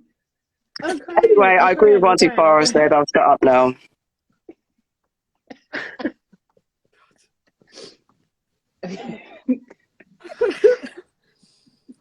This is the real, isn't it? It's a real vibe. It's real Auntie vibes. All right, I'll just say, Look at her. And she's doing that thing as well. Well, if you don't want me to talk, then I'm not going to talk. Yeah, I know, innit? Like, I'm going to shut up now. I talked about talking.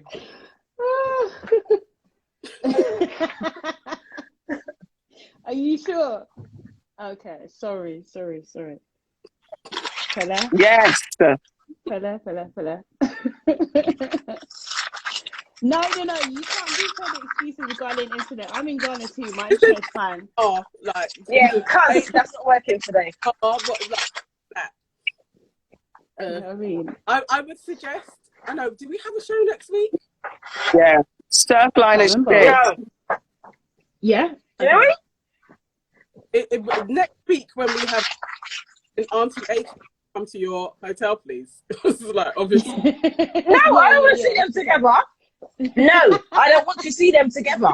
Why No. are you hating? We can't really Because no. internet. You're No. hating.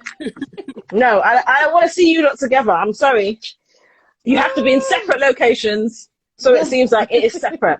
You cannot be together enjoyment. You know what? No. You guys are even lucky because of the timing. I thought I can't do it outside because it would get dark. Otherwise, I would have been by the poolside. I would have just knocked you off. That's what would have happened. I would have tapped in somehow and locked off your camera. I've asked for some dilemmas, but no, you guys like absolutely went through what I did. Who's scrambling papers? Is it you? It's you. Okay. What are you doing? It's you. You like What are you eating? Yes, we can hear it. Isn't it? I'm sorry, I forgot.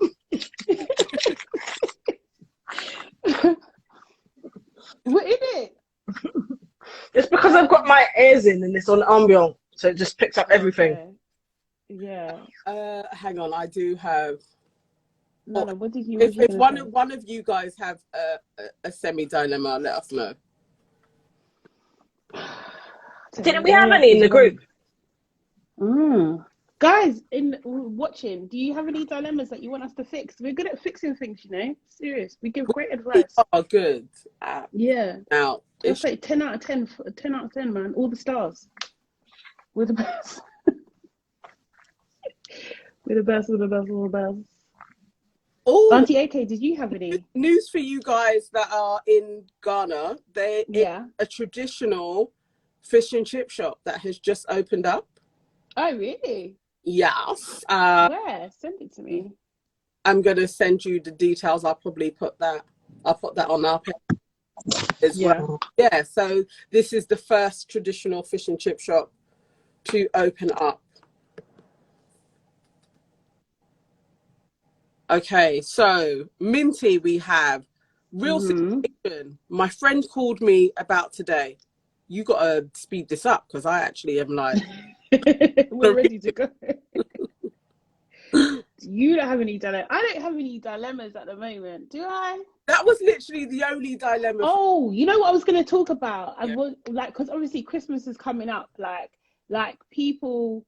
Remember we was talking about it last week about because if I was in the UK I would have probably spent Christmas by myself or maybe with a friend and stuff. Do you know what I mean? Just to avoid, because I have a very large family, a lot of family politics, all that kind of stuff. And like this year, I was just like, I'm tired.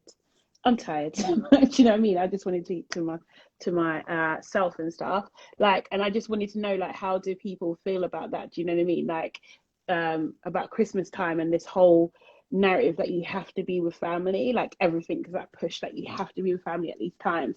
And like, how do you deal with that kind of stuff? Like, if you are not on good terms with your family, or like, you know, you just are kind of a bit of a loner and antisocial. Oh, it's hard, you know. Yeah. I don't know. I think it's fair. Your feelings are valid. Like, if you don't want to be around people, it's fair to be like, yeah, I don't want to. I'm feeling that for my sister who wants to go away for Christmas. And as much as it's like, I love that kind of whole family together. So I don't want her to go away, but I absolutely understand if she is really like, I would prefer not to spend Christmas with the family and I want to just go to the beach. It's like, actually, who am I to then be like, oh, but we need you? Like, I've done that before, like, definitely. For quite a few years, I've kind of harassed her to stay. But this year, maybe it's just maturing, entering into my 42nd year, that I was like, I'm gonna bless her wanting to do her own thing and just be like, yeah, it's one day. We spend a lot of time together as a family. Actually, why am I being precious over this one day that I'm over? So yeah, you got to make peace with it. I actually think it's fair, but life is short, man. It's like, actually, we do a lot for pleasuring other people and not ourselves, and no, it's not okay. Actually, it's cool. Do what you want to do, and what you've done is blessed and highly favored. Like, do you? Yeah, man. One of my brothers was having a real bar humbug moment. He was like, I just want to be on my own and just sit down and watch TV and play games. And I was like, you can't do that. You've got a family. And he was like, I don't care. And at first I thought, liberties. But then I thought, you know what? It's like you said, Auntie Nana, we all do a lot with our family. Like, as a family, we spend a lot of time together, getting together for like birthdays and just events. Like, there's a lot of nieces, there's a lot of nephews, there is a lot of us. So there's always something to go to, and there's always something that we're doing. So why, you know, Christmas Day, sometimes it can be a lot, just traveling up and down. Like, I know for me, certainly, Christmas is traditionally a pain in the ass just because I've got to go here, there, and everywhere. I remember one year I was just like, fuck that shit, I'm going to stay in my own house, and who wants to see me can come and see me. Because I just wanted to be able to wake up, drink, and just get on with it and relax and just veg out, rather than having to drive and not be able to drink and not be able to eat and fully enjoy myself because I'm driving around the whole place. But I think you've got to do what makes you happy. Life is short, like you said. Yeah. And, you know, like, spending time with your family shouldn't just be for Christmas Day. It's all day long, all year long. You should, you know, put in work and dedicate to being there and showing your loved ones how much they mean to you. It shouldn't just be one specific day. So, yeah, it's hard, but I think that does come with being older. You get to the point where you're like, nah, I need to do this for me now. Yeah. I've gone away a couple of times at Christmas, and it's live. It's the best thing ever, which is also why I'm hating Auntie Sade. Oh. I loved the last time I was in Ghana, I was there at Christmas, and I actually, because it wasn't Christmassy, like the vibe of like, oh, I've got to buy presents and everything had kind of gone because the whole family was in Ghana. And all we did was just have a nice meal on Christmas, but New Year's was more of a thing in Ghana, Christmas Day. And I really, really loved that whole period that the whole family was in Ghana. And it's like, that's what I really wanted this year.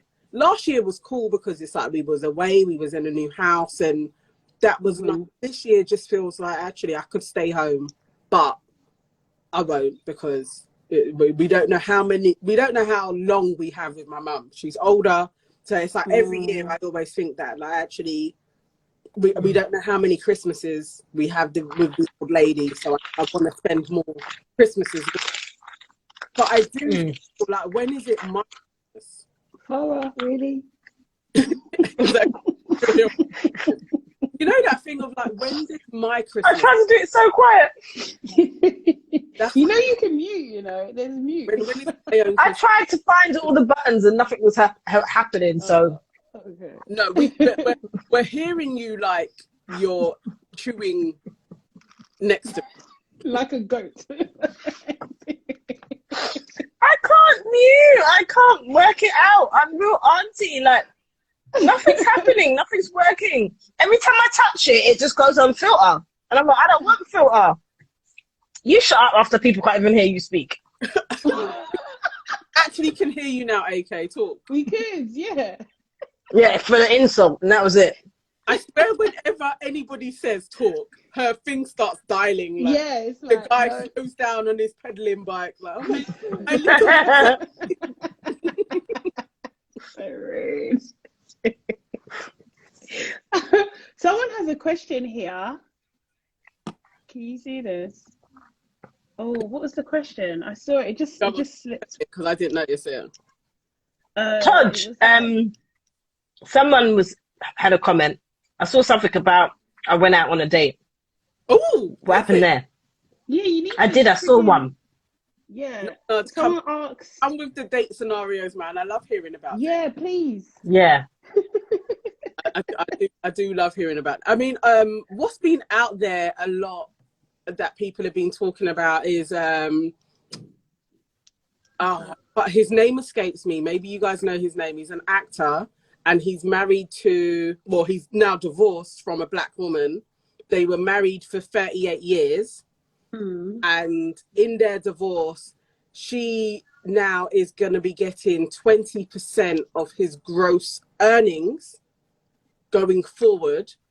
And also has to pay her, I think it may be like 20, it could be like a standard alimony of like $20,000 a month for the rest of her life. And people are really like, this is super like unacceptable. Mainly men. Men are like, this is super unacceptable that being awarded this in her divorce. And their LA house, they sell their New York house, and she's got the LA house, and she's also going to be getting 20% gross of all of his earnings. It's not Robert De Niro. He has another name. It's the guy that I thought was Thanos, but it's not him. So he's like he's That doesn't help. Voice. At all. And he's really weird looking. You know what he was Again. in? Oh, I know who you mean, though. I actually do know who you mean. Wait, I need to Google his name. No, I know who she means. And he kind of looks like him, and he looks a bit like a lion or something like that. He looks like an animal. I think it's Thanos, but it's He not. looks like an animal. He looks like an animal. But he's in the startup. He's an older gentleman. He's got white white. guy with the Black Panther. He looks like an animal. What? Yes, Okay, he looks. I know exactly who you mean. I need the name because this sounds. I'm gonna find the name. I'm gonna find the name. It's literally been in the press, like their divorce. Like he's cheated on her. Okay. Well, Yeah. was there a prenup? He could have been Beauty and the Beast. He kind of has a very, Yes. a distinct look. Oh my god. He's now divorced, 38 years, but people are totally like ripping into what has taken place because the woman has been, to me, 38 fucking years. That's fair admission for me to get 20% of your future earnings. I actually think that's the things that I would have sacrificed for you to have a flourishing career for 38 years. I think I should get part of your money for the rest of your days. That's a very long time. And he as well with a younger woman. And he what? He cheated with a younger woman. Okay.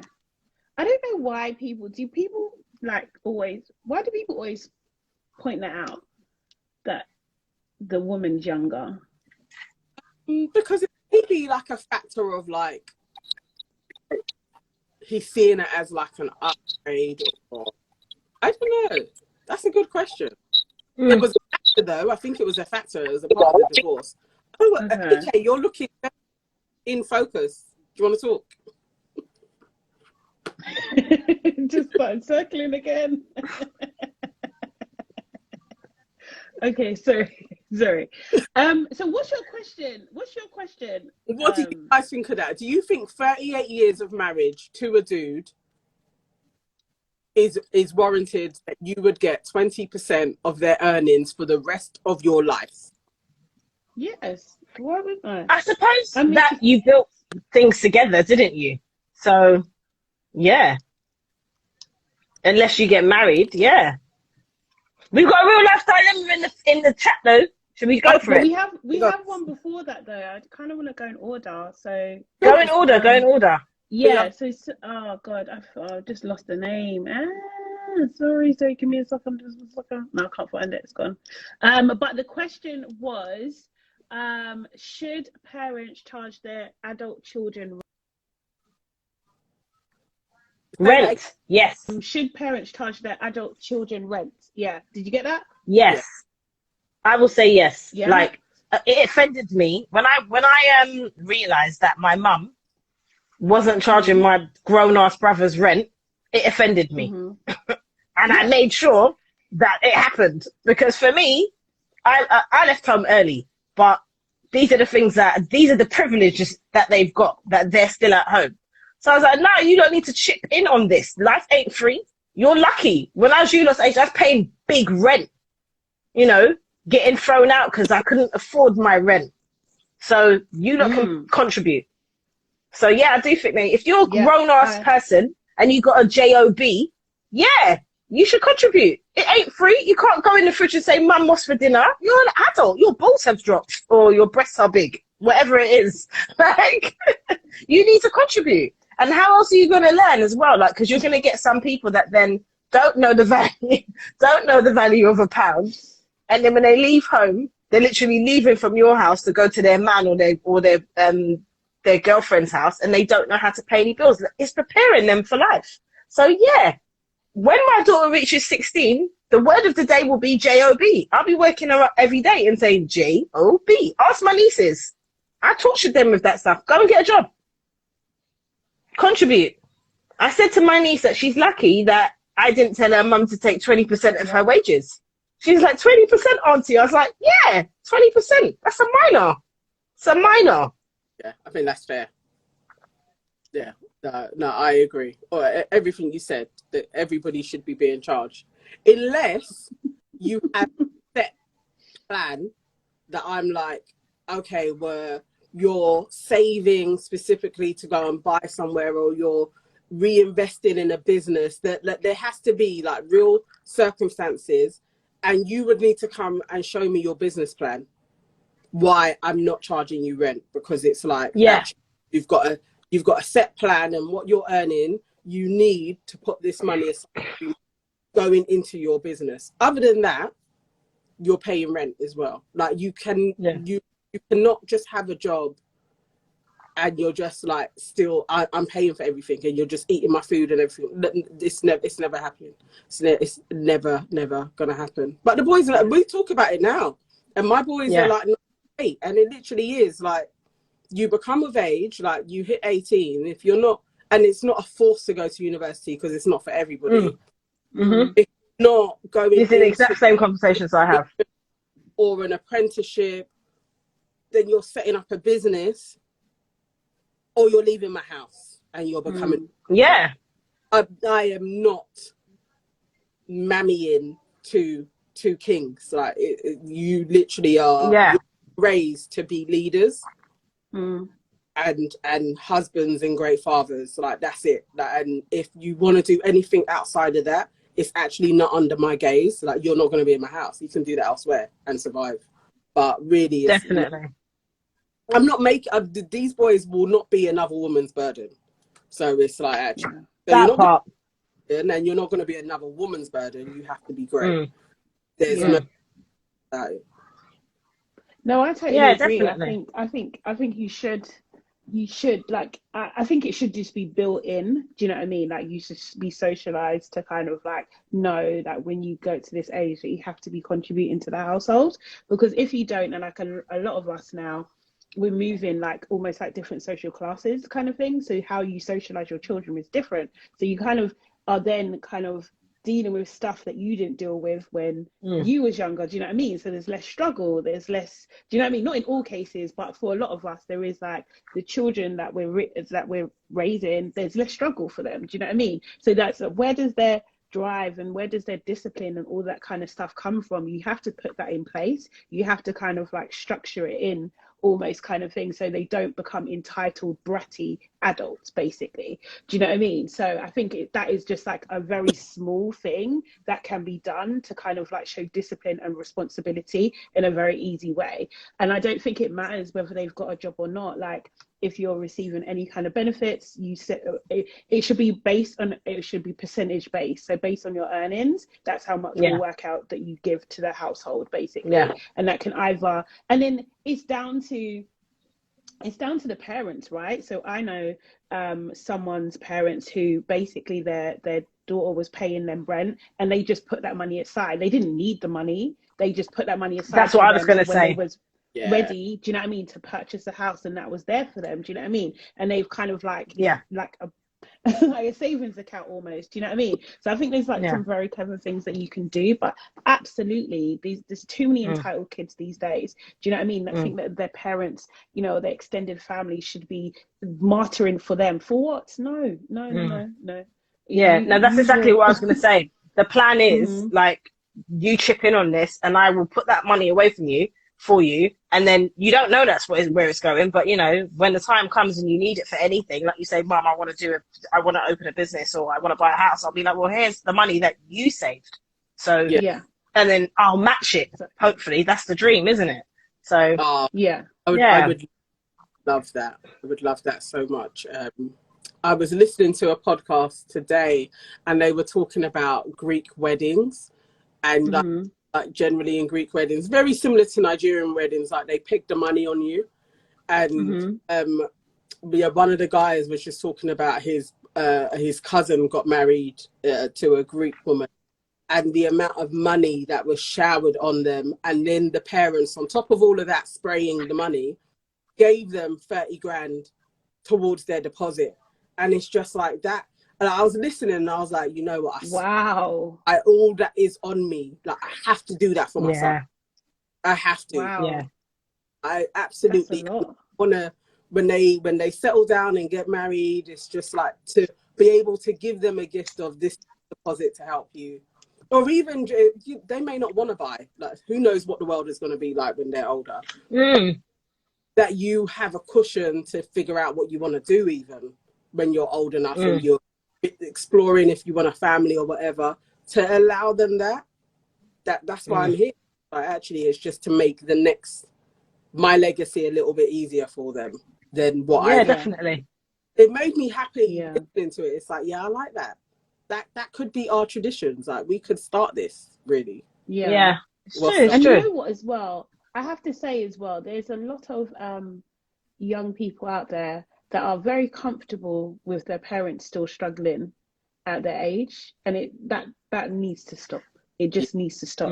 They're getting way too comfortable with it, man.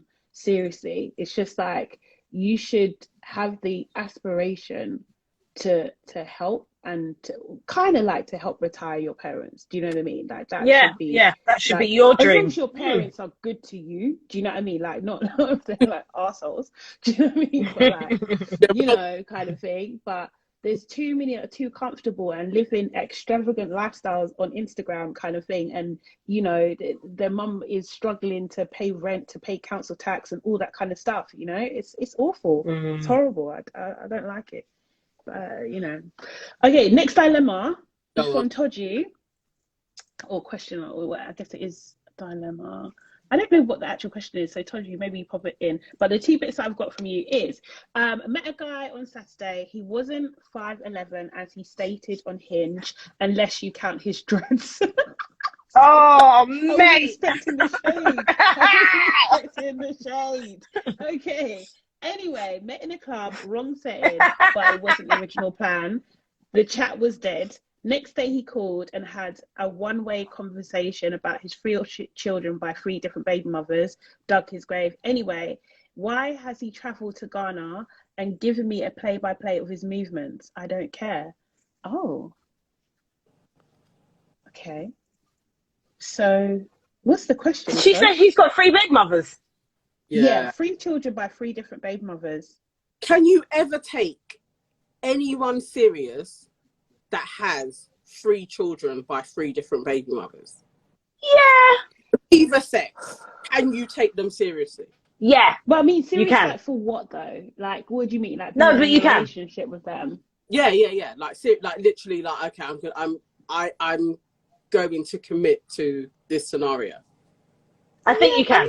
I think it's possible. Go on, Farah, go on. No, I think you can. But I think what you can't do, and we have all said this before, don't be one of those people that feel like you want to give bad energy to the ones that came before you. You know, look, do your research, do your due diligence, find out why this person has three baby mothers and what the age gaps are. Because they could be 45 and they could have had three children from the ages of 18 to 25.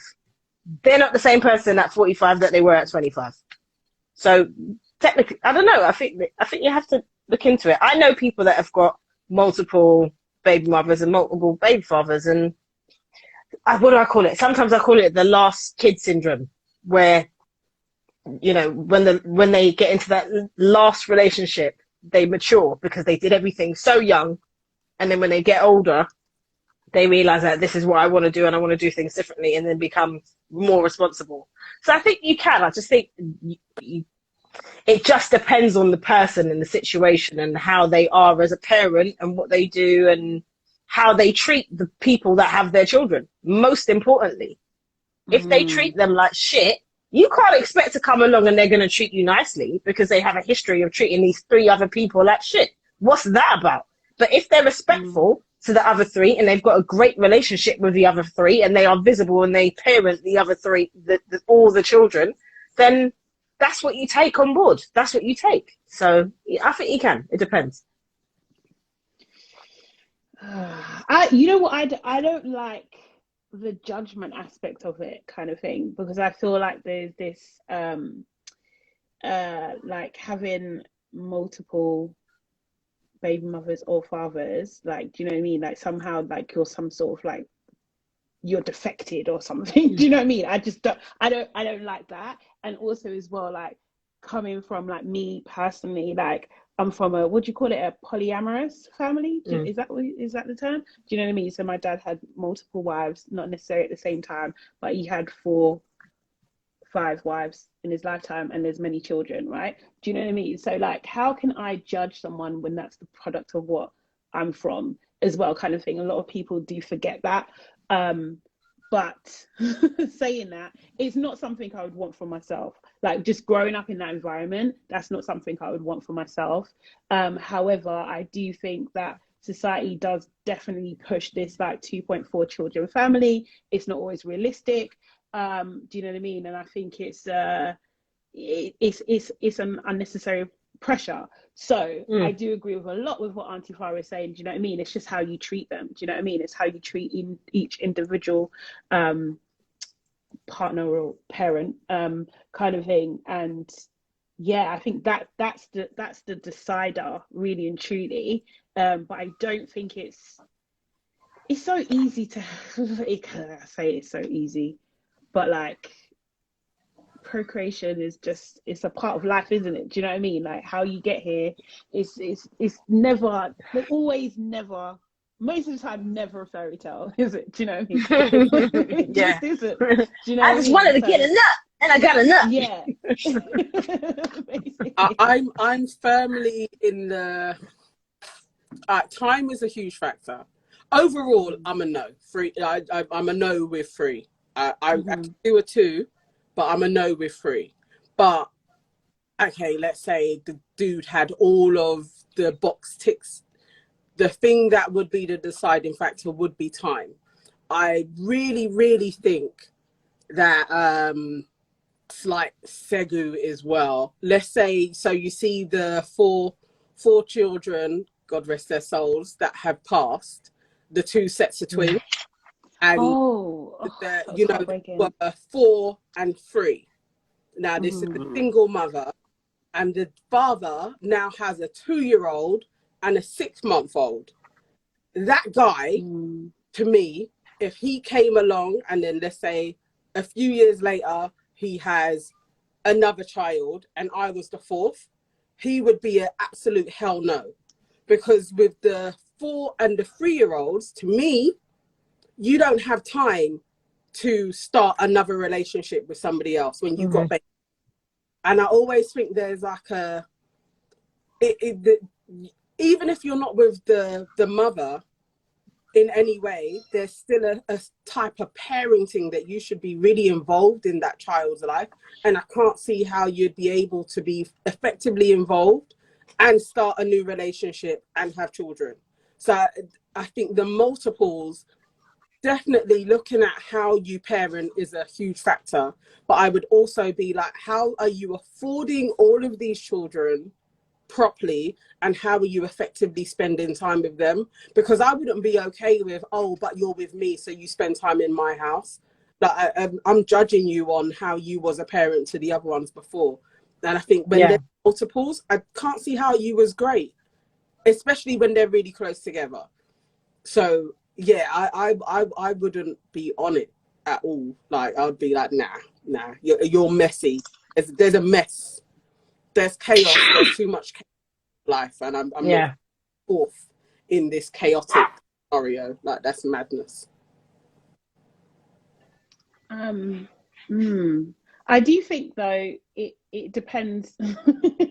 It also depends if they can afford it, and then, and like I'm not 100% that both parents have to be involved. I know that you are, but I'm not 100%. It depends, because sometimes it's more toxic. Do you know what I mean? Like it's just it creates a negative scenario for the child. But like but anyway, like Toby's saying, also she's added to this is that that he's not present in 2 of those kids' lives and not even sure if the first is his. Oh, so he says. So you see that. Yeah, I take issue with that, because I can't stand when men want to throw that in as an excuse. But you've claimed it. You've claimed that child because you've said you've counted that child. But now because, I don't chat to the big mother, I don't even really know if that is mine still though, you know what I'm saying? Like, shut up, innit? Because if you really didn't think that child was yours, there are many ways that you can find out. It's called DNA. You can do a test. If you like, why would you go throughout life not knowing? And, you know, that means that you're dipping in and out of that child's life because you've got the excuse of, well, I don't know if that's really mine. The child doesn't know any of that. It's not fair. I don't like things like that. That kind of stuff grinds my gears, as they say. So Don, who's watching, I think he came with the first question about the rent thing. He said, if he's in Ghana now, have Sade and AK check him out. Really? Are you up for that? Shall we do for real detective work? Go on. Let's see if he is where he says that he is. But I do think that is a bit mad though. Like, if I don't want to paint like a super negative scenario, but if you like are basically showing that you're not actively present in your kids' lives, but you're living up in Ghana, like that's a bit mad. It's a bit mad. As someone who spent a long time with my dad not in my life, I always, if I start seeing somebody and they've got children, or I start talking to somebody and they've got children, one of the first things for me is, are you an active parent? And if you're not an active parent, then me and you can't work, because I will never understand how you can have kids out there and not fart on them and just get on with your day-to-day life, and you're raving and you're having fun and you're meeting new people and you're having this life, but you've got a child out there and things could be happening to that child and you don't know, and their whole life is traumatic because you're not around. And then they end up with baggage. Now, what did she say?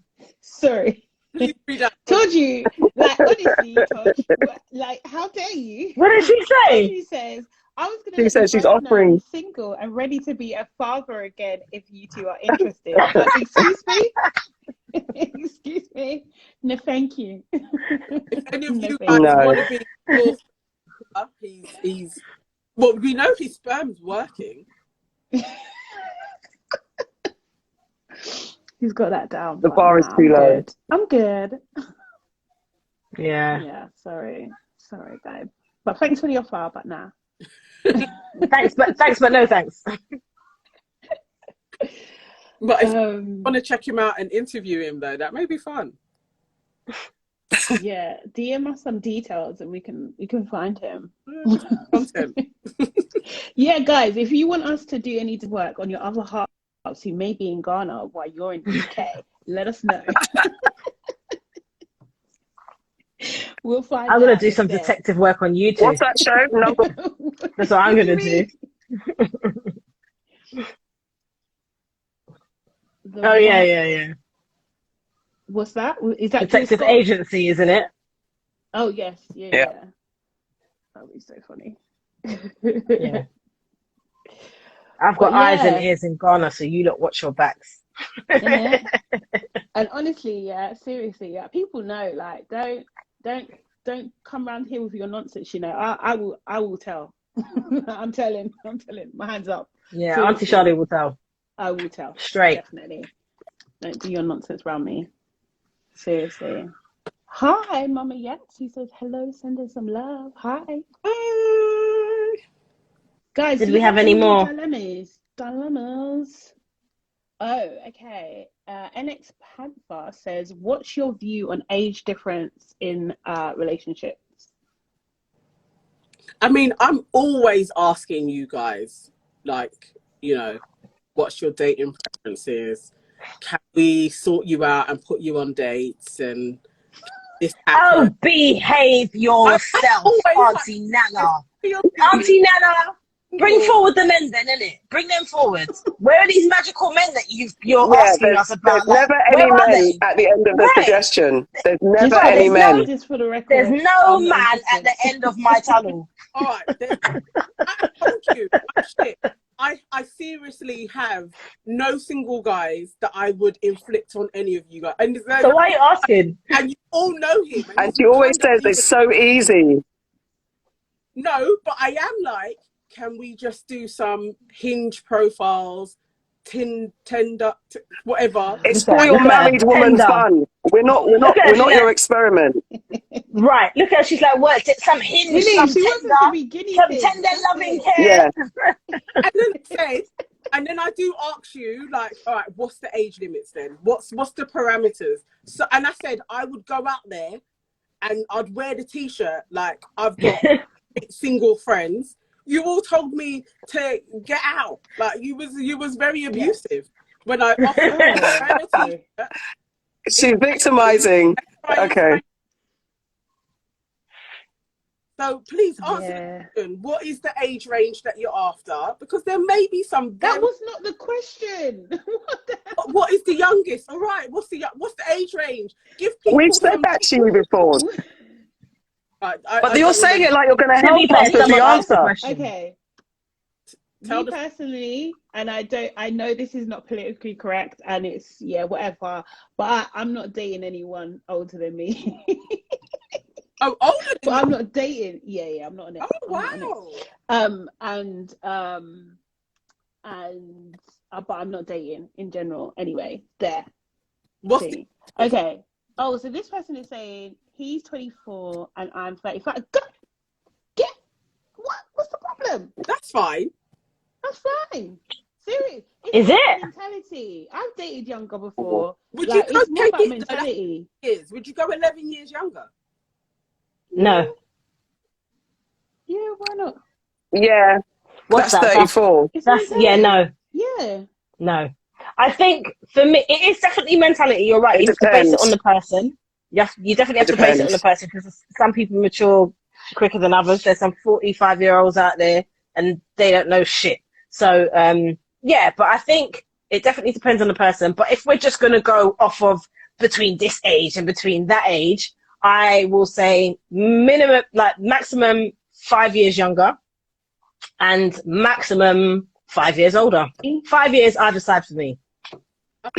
But if you're, you know, you have to, if you're 5 years older, you have to still be on my wavelength. I don't want you feeling like you're some old man. I don't want you to act like you're an old man, like, oh, I can't possibly go out because I'm now 50 or I'm nearly 50. I don't need to be like that. I want you to be like my friends that are 50, my female friends that are 50 and they're about it. I want you to be like that, you know, or like my brothers that are that age range. Like, I want you to still be vibrant and about it. You can't just suddenly think that you're going to curl up and start knitting or doing crochet because you're getting towards that age. That's long. No, but then, that's ages. That's no, but that's what I'm saying. I don't want you to be like that. And then equally, I say 5 years younger because I have had an experience with, I think the youngest I went was about 7 years, and that was long. It was just like, we're just not on the same sort of wavelength. Like, your experiences, it's just different. So I think 5 years for me would be the maximum. I would go younger as well because we're kind of still in the same sort of age bracket. Our experiences are very similar. Our life, you know, how our upbringing, what we've gone through is very similar. So I think 5 years younger is that's it. What kind of relationship is it as well? That's the thing, because like, I don't know if that's it as well. Yeah, like if it's not that serious, if it's not long term, let me say it like that. Like, if it's not long term and if it's not long term and you're my fun buddy and it is literally we are just about the fun, then I could go younger, innit? Like, you know, like realistically, there's certain people like that, them sort of ages, you know, are in your prime of life, you know? You're the comeback kid. Like, we all like, and you know what I'm saying, innit? Like, you're the comeback kid. Like, when man gets to certain ages, you gotta wait. It's like, oh, okay, I'm just gonna go make something to eat. Let me know when you're ready. Like, that's long, innit? Not with everyone that's over a certain age, but a lot of people have that problem, let's just say. Men and women mature sexually at different ages. But yeah, if you're just my fun buddy, I suppose, then, but at the same time, I couldn't go like 15 years younger. Or I start thinking that you're the same age as my brother, or you're the same age as my nephew. And that's when it becomes a little bit ick to me. When you get to, you're the same age as your uncles or your older cousins or your dad. Like, no, what's the difference? I never. No, that's like 20 something years. That's 20 something years. And you see, if we're talking older, I don't necessarily feel like I want a fun buddy that's like 15 years older than me. You'd have to be some. That's a part. Like, nah. I wouldn't trust. Yeah, like nah, like 50, like that's like 60. I don't know. And then you got to be popping pills to show me a good time. I know that's a stereotype, but nah, not 60. Oh, like into being sponsored by Blue Chew because they be giving all the money to the American podcast, so we are happy to promote Blue Chew over here. I don't know what it is before you say that. So what you say? Yeah, what is that? Like an easy Viagra, so you don't need a prescription. And, buy over the counter. Yeah, okay. And stay up for long. I mean, what happened to a good old Guinness? Like, do you never have that? Thing called like back in the day with Manish water, like when man were drinking Guinness and they'd just be like ready to go, and Magnum and Ori Guinness. Like I remember being young and like certain man would drink that thing and you'd be like, why did you drink that? You're annoying. Magnum does that, like Magnum does it too. Yeah, it's like the pill version of a Magnum, like keeps you strong longer. But the lady that said Bob Day, I think the Jamaican accent, like that's like something that I could hear a Jamaican man selling, like, you know, keeps you stronger and longer. Yeah, there's some things in Grenada as well. It's like under the counter, Bob and Day, that you drink that, you're having a baby. You get me? It's like, you got to watch out for certain things. But the lady, sorry, just to go back to the question, the lady was saying that, actually, I don't know if you're a lady, but if you are, or if you're not, doesn't matter. But just saying that she doesn't want to feel like she's carrying someone along kind of thing. So I'm guessing this is more of like maybe moving into like a serious or thinking about being serious and stuff. And I get that. I just think you need to, and like with everything, you just need to set your own boundaries. But age shouldn't really factor too much. I think you kind of need to, I don't know, have experiences, like try a few things out. Do you know what I mean? Like before you totally rule it out just because of age, right? And they have to mentally be on a level. And that works the same way, the other way around as well. Like older guys dating young women, like it's just like sometimes I think it's just you're not really dating for mentality, you're just dating for sex, really. Do you know what I mean? And trophyism and stuff. Oh my God, there's questions. Sorry. Yeah, I can see. Right to bed. They're really trying to get in your business. Shorter guys. This is the perfect time for me not to have it. Shorter guys. There's a lot. It's like, can you define fun buddy? Would you date shorter guys? What's the other one? I saw something about an 8-year-old somewhere. Would I date a shorter guy? So in terms of dating a shorter guy, I kind of feel like this is just my preference, right? I like to wear heels. I'm 5'5", so I'm average height. Yeah. Let's say 5'3". No, 5'5" is average height. No, I'm talking about shorter than you, so that people can. No, not shorter than me. No, I mean I don't know. I've only ever liked one guy who is maybe like not 2 inches shorter. I felt like he was maybe like an inch shorter. So it wasn't that bad. Like when I stood up, he was like there. It wasn't that bad. But then I think about, I want to wear heels. Yeah. And I want to feel like, there's nothing quite like for me when I feel like, oh, look at me, that's up in your, I'm just like, oh, I can turn into the look of your armpit. Like that's quite nice for me. So I don't know. I'm not sure, but you know what I mean? Like when they're like, oh, look at me, I'm a big bad man. And you're like, oh, look at me in your armpit. I feel so small. Like, I don't know. I don't like it. But I suppose it depends on the person. Like I can't say that if I met somebody and me and them vibed and I liked them, that it would be a definite no-no. I can't say that. And they might just like a girl in heels anyway and not feel no type of way. And then I might just be all right with leaning on them. Like, walk on, baby.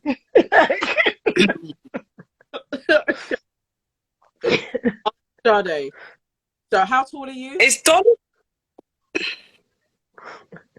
Oh, actually, sorry, AK is on live. How tall are you, Auntie AK? 5'4", I think. Okay, so 5'2" man. Could you date him? I don't think I'm heightist. I've been out with a guy that's a little bit shorter than me. I don't think it matters. I'm not sure. I don't know how short. You guys know there's a certain guy that I think is cute who's super short. And I can't say if that person chirps me, I would be like, nah, man, later. So I don't know. God, that's all I'm saying. Auntie Sade, how tall are you? I like to believe I'm 5'8". However, no, I'm actually not. But you're not 5'8". I'm not 5'8", but it's just the way I carry myself. It's just bigger than I am. No. Honestly, I'm not. I'm not even. I'm not 5'8". I'm. You're not 5'8". No. Not me. No. Actually, how tall are you? Me and you, Nana. No. I'm closer to Farah's height. I'm not. Yeah, I think you're about 5'6". I reckon you're about 5'6" at the most. But I don't even feel like you're that much taller than me. Yeah, I don't even feel like you're that much taller than me. I didn't lie. I just said I like to believe. People believe it. Okay. 5'6". I may not correct them. A man that's 5'4", could he get? The thing is, I've dated men my height before. That's fine. I don't really mind if I'm wearing heels and I'm taller. If they're my height, I don't mind. But like Don also said, am I guilty of age discrimination, or are people guilty of age discrimination? I have been in the past. Absolutely. Yes, I have. Because I don't think there's always... my thing is, I don't really want to see over your head. Like, I don't want to be able to do that. And that's just, I don't know where that really comes from. Maybe I need to take that to therapy and unpack that. But yeah. No, I kind of understand what you mean. Not really. I can't lie. I'm not really interested in that at all, kind of thing. So yeah. I think not everyday things have got to be discussed as discrimination. Sometimes it's your preference, and that's what it is. Yeah. But where does that preference come from? And that's what I want to actually know, because where does that come from? Because we're kind of like, we're socialized Conditioned. to go for the tall. He's almost a tall, dark, handsome guy, yeah. really and truly. Do you know what I mean? But tall is number one. That's the number one, that they have to be tall. You have to be, as a woman, tall, dark, and looking up handsome. at them almost. Do you know what I mean? And it's just like, okay, I want to know, like, has that hindered me really? Do you know what I mean? Because when you're like looking, or you know, just open to stuff, that you're disqualifying people because of their height, and that's very true.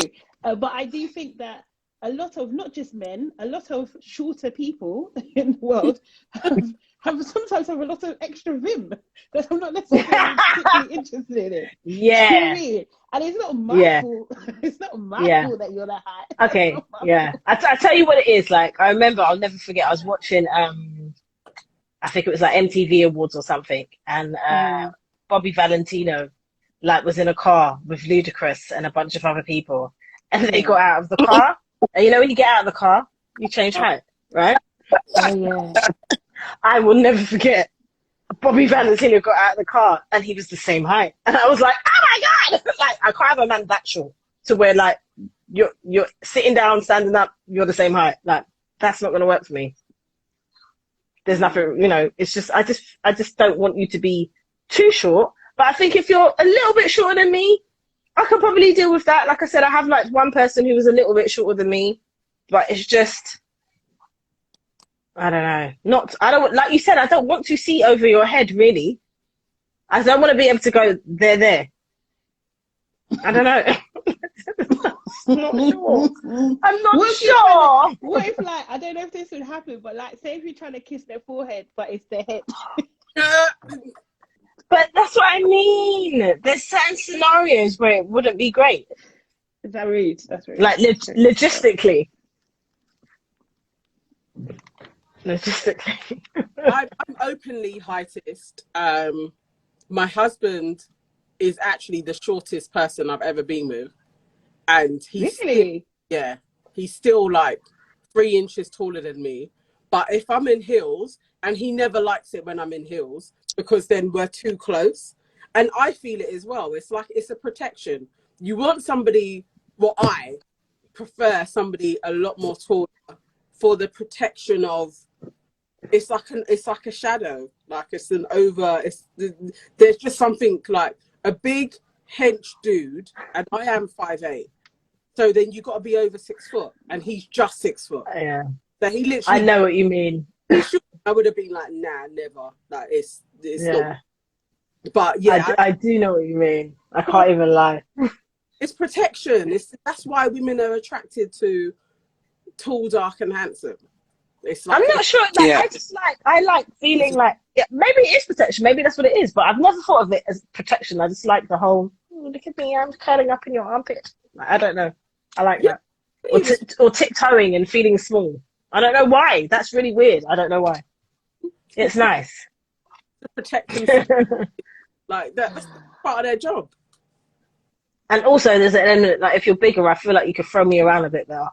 Yeah, that's that. That's the part. That's the part. Pick me up and throw me around. You know what I'm saying? I think that's the part overall. That's the part overall. The bedroom, not Breeny, but the bedroom king or whatever. Yeah. There's that. So, someone's asking now? Question for the aunties: if he checks off every single box, would you care how tall he is? No, because it's on a different level, isn't it? You have to face that when it comes, and please present that short person. because so far. Are you guys open for like people to be sliding into DMs at this moment in time? Yeah, slide away, man. Okay. Right? No. Auntie Nana, no, because Auntie Nana's saying that with so much slyness, it doesn't work. It's like you're going to invite a whole heap of weirdos. Just because they slide into the DMs doesn't mean that I have to respond to them, but slide away in it. There are some people that met. There are some people in successful relationships, marriages, where their partner has slid into their DMs. We're in a new age, innit? It's not like you're going to meet a man on the road and they're going to say, yeah, what's going on? Can I get your number? That doesn't necessarily happen. Firstly, I'm not often on road. Like, where am I going to meet this person? No, listen. No. Sorry, you're missing Auntie Nana bogling because she's excited for the mad DMs. She's not excited for the right DMs. She wants stories for days that she can put up at. I'm always telling you, like, life is just content in it. Like, sometimes it's just for the You just want to use us for That's content. what I'm saying. Slide in the DMs all day long. But Auntie Nana is especially excited for the mad ones. I know. No. Even Toju's story, like with the dating, last time we were all out together, I really was like, please, like, just go on more dates. But I have to live vicariously through you. Yeah. Like, so experience shit. Me and Toju found out, and she won't mind me saying this, but I found out that my worst dating experience, I went on a date once, right?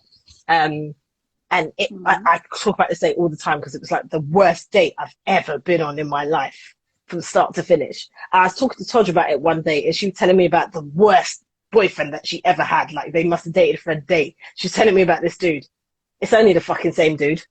I was like, no way. Same dude. That's why you see me and her, we were destined to become friends anyway. But it just turns out like she said his name and I was like, no. And then then she said, is it this guy? I was like, it's him. It was the same dude. Mad thing. And like years apart, but it was the same dude. So he's shit then. He's just generally not the one. Shit. Yeah.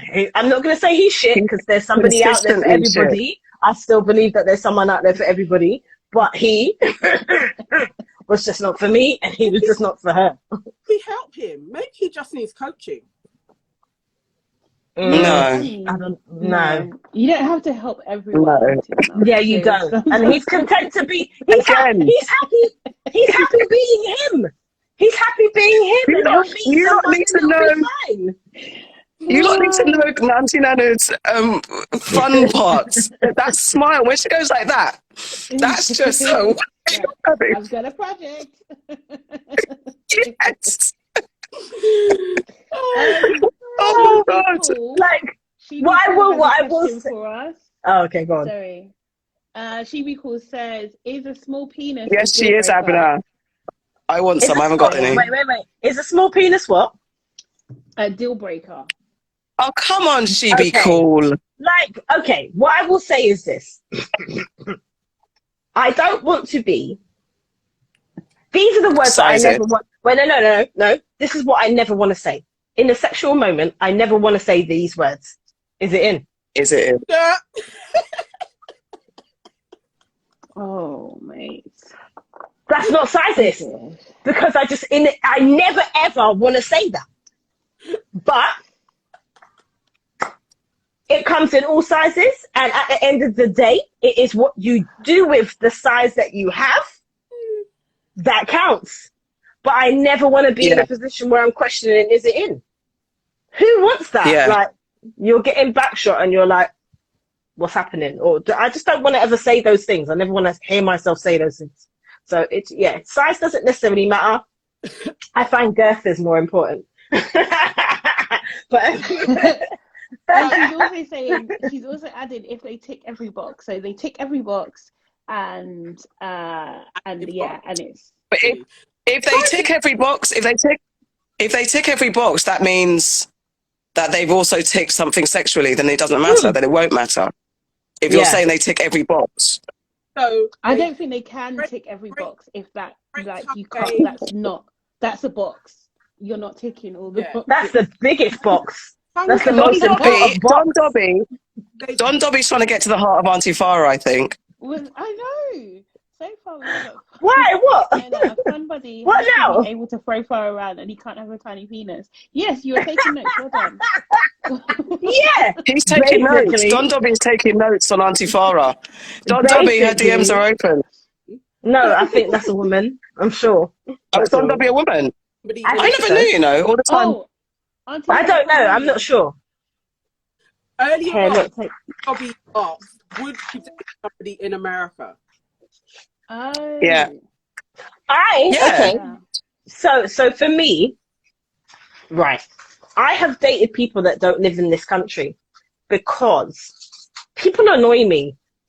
And I kind of like you to have your own space and to have your own ish together. So I'm not opposed to it. That's what I would say. I'm not opposed to it. I need to understand how often you're going to come. We need to have those kind of conversations. But I've dated people that don't live in this country, and they come over. They come for a few months, and they go about their business. And I enjoy that because you can't live with me. Have your own shit. You can't live with me. And if you're not here, it's even better. That's just my own personal opinion. But maybe I haven't met anybody that I'm willing to have that kind of you be in my space permanently type vibe with yet. Mm. Yeah, I'm not. I don't know. Deny that one. I mean, because there's so much in regards to trusting people or not trusting people, it's like I would date someone from across the water, but it'd have to be we'd have to be working towards being together because what's the point? I think because it's just too long. Like unless you lived in like local like Europe where it's a train ride away, actual long like 7-8 hour plane flight to see each other, then you have to have seeing each other until we're looking at how we can live together or be in the same space or closer space. But there's people that are 7-8 hours away and they live in Europe. No, but I mean, I know. These guys are now in Ghana and it is Dutty December. If you met a Dutty patron, would you consider like and you guys are there for weeks? Like this is going well. You're doing really well. You're vibing. Yeah. Consider taking it further with a Ghanaian. If it makes sense, but there'd have to be some sort of way of we're going to eventually be together, like in a proper way, because just because of the way life's set up, we can't. It depends on the nature of the relationship. I couldn't have like I don't know. We have to have an understanding. I don't know. Because the way that we can't even trust someone who lives on your doorstep. So I suppose I don't know. But yeah, definitely, I wouldn't rule someone out. I wouldn't rule someone out because they lived in Ghana or they were from America. Yeah. But I wouldn't. I don't know if I'd be like, that's the rest of our life. You live in another country and I live in another country for the rest of our life. I don't know if that's. I know some people that successfully work for them, but yeah, you're right. I don't know if that's what you would want, but for me, like, I think it depends. Like, if we both dedicate to spending a certain amount of time with each other, then I suppose that's the main thing, isn't it? But I'm not. Look, as I said before, I'm not opposed to it, innit? Like, you know, I've got history of dating people who don't live here. I kind of like that they don't live here. And the trust thing, like you said, Auntie AK, that could be anything. The man could live next door to you and you can't trust them. So if you're going to be with someone, you've got to trust. They can, right, Auntie Sade. If you're going to be with someone, then, you know, you have to try and put your trust into them anyway. Tochi, get out of here. Little girl. She's really Tochi is like, Tochi's on Nana's wavelength. Tochi's playing Nana's game. That's why we get on blatantly. I'm not. We're very What's she saying now?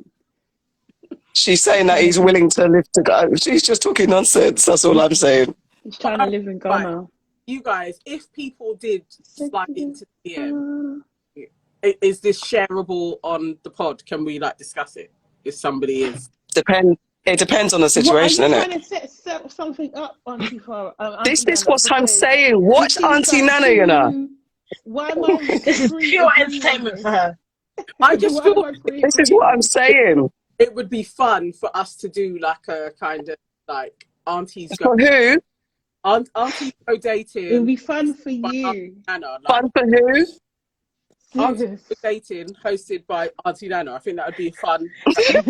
She be cool just summed it up, sharing her fuckery. That's what she's doing. That's what Auntie Nana's doing. Exactly. And She Be Cool knows Auntie Nana from time. From time. Oh, So I just got something. Yeah. You got what? But yeah. Someone slid in your DMs. No. Can you see all of the hearts I had?